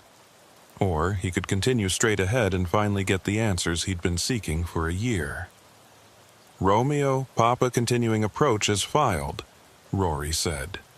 "Document everything, Lila." "Copy. Rory, be careful." Rory descended through 8,000 feet, heading directly toward where Lila's radar showed those 5 mysterious contacts. His hands were steady on the yoke, but his heart hammered. This was it. The phenomenon was manifesting again, and this time he was prepared. He had cameras running, voice recorder active, every instrument being monitored. At 7,500 feet, Rory saw them. Not columns this time. Spheres. 5 perfect spheres of light, arranged in a circle maybe a mile in diameter. Each sphere was a different color: blue, green, amber, red, violet. And they were rotating slowly around a central point, like planets orbiting an invisible sun. "Visual contact," Rory reported. 5 spheres of light, different colors, arranged in circular formation. They're rotating clockwise. "Copy. We're recording everything. Romeo Papa, you're approaching the center of the formation." Rory was. His flight path would take him directly through the middle of that rotating circle of light. He checked his instruments, all reading normally so far. Airspeed 100 knots, altitude 7,500 feet. Fuel still empty, but that had been wrong for a year. Then something new happened. His fuel gauge needle moved. It came off the empty peg slowly, rising to quarter full, then half full, then 3/4. Rory watched in disbelief as the needle climbed all the way to full, past full, trying to go higher than the gauge allowed. "Gannon, my fuel gauge just came back to life. It's reading above maximum now." "Copy that." "Romeo Papa, your radar return is changing. You're showing multiple positions simultaneously on our screen." Rory entered the circle. The change was immediate and overwhelming. The 5 spheres weren't just light sources, they were gateways. As Rory passed between them, he could see through each sphere into somewhere else. Different landscapes, different skies, different versions of reality. Through the blue sphere, an ocean, vast and dark, under 2 moons. Through the green sphere, a forest of crystalline trees reflecting impossible colors. Through the amber sphere, a desert like New Mexico, but the sand was gold and the sky was purple. Through the red sphere, a city, geometric and precise, built according to mathematics that made his eyes hurt. Through the violet sphere, nothing, just void. absolute emptiness that somehow felt more full than the other views. And at the center of the circle, where Rory's aircraft was heading, reality was thin. So thin he could see through it. Multiple universes stacked like pages visible all at once. And moving between those pages, working on something at the boundaries, were the beings. Dozens of them. Tall and luminous and definitely aware of Rory's presence. They stopped their work and turned to observe him, and Rory felt that same sensation as before, being measured, assessed, studied at a fundamental level. One of them detached from the group and moved toward Rory's aircraft. As it approached, Rory could see more detail. It wasn't humanoid exactly, but it wasn't completely alien either. More like it was choosing a form that Rory's brain could partially process, meeting him halfway between human perception and whatever its true nature was. The being passed through the aircraft's skin like it was made of mist. Rory didn't panic. There was no aggression in the movement, just curiosity. The being hovered in the cockpit, observing the instruments, the controls, Rory himself. Then it reached out and touched Rory's forehead. Information flooded in. Not words, not language, but pure understanding. Images and concepts that bypassed speech entirely. The beings were maintaining something. Boundaries. The walls between different realities, different dimensions, different versions of existence. They were repair workers, essentially, keeping the multiverse from collapsing in on itself. And certain locations, like this airspace northwest of Gannon Field, were thin spots. Places where the walls required constant maintenance.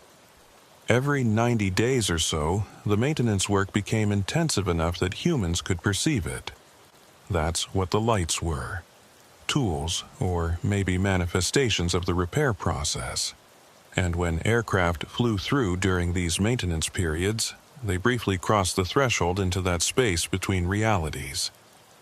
Most humans experienced it as minor anomalies, time jumps, communication failures, instrument glitches. Their minds protected them by not fully processing what they'd witnessed. But a few, like Rory, saw deeper. And those few were changed by the exposure. The marks weren't random. They were calibrations. The fuel gauge that measured something other than fuel. Jessie's watch that pulled moisture from nowhere. The circuit lines on her arm. Each marked pilot had been tuned, adjusted, prepared for something. For what? Rory tried to form the question, tried to push it toward the being. The answer came as a feeling, possibility. The marked pilots were being made able to perceive the thin spots, to sense when realities overlapped. They were becoming sensors themselves, able to detect when the boundaries needed attention. And Marcus, the captain who'd disappeared? The being's response was complex. Marcus hadn't disappeared. He'd crossed over, chosen to. The beings needed assistance sometimes. They couldn't be everywhere at once, and some repairs required understanding of human-side reality. Marcus had volunteered, had become a kind of liaison. He existed now in that space between, helping maintain the boundaries that kept reality stable. Would that happen to all the marked pilots eventually? Would they all be recruited to join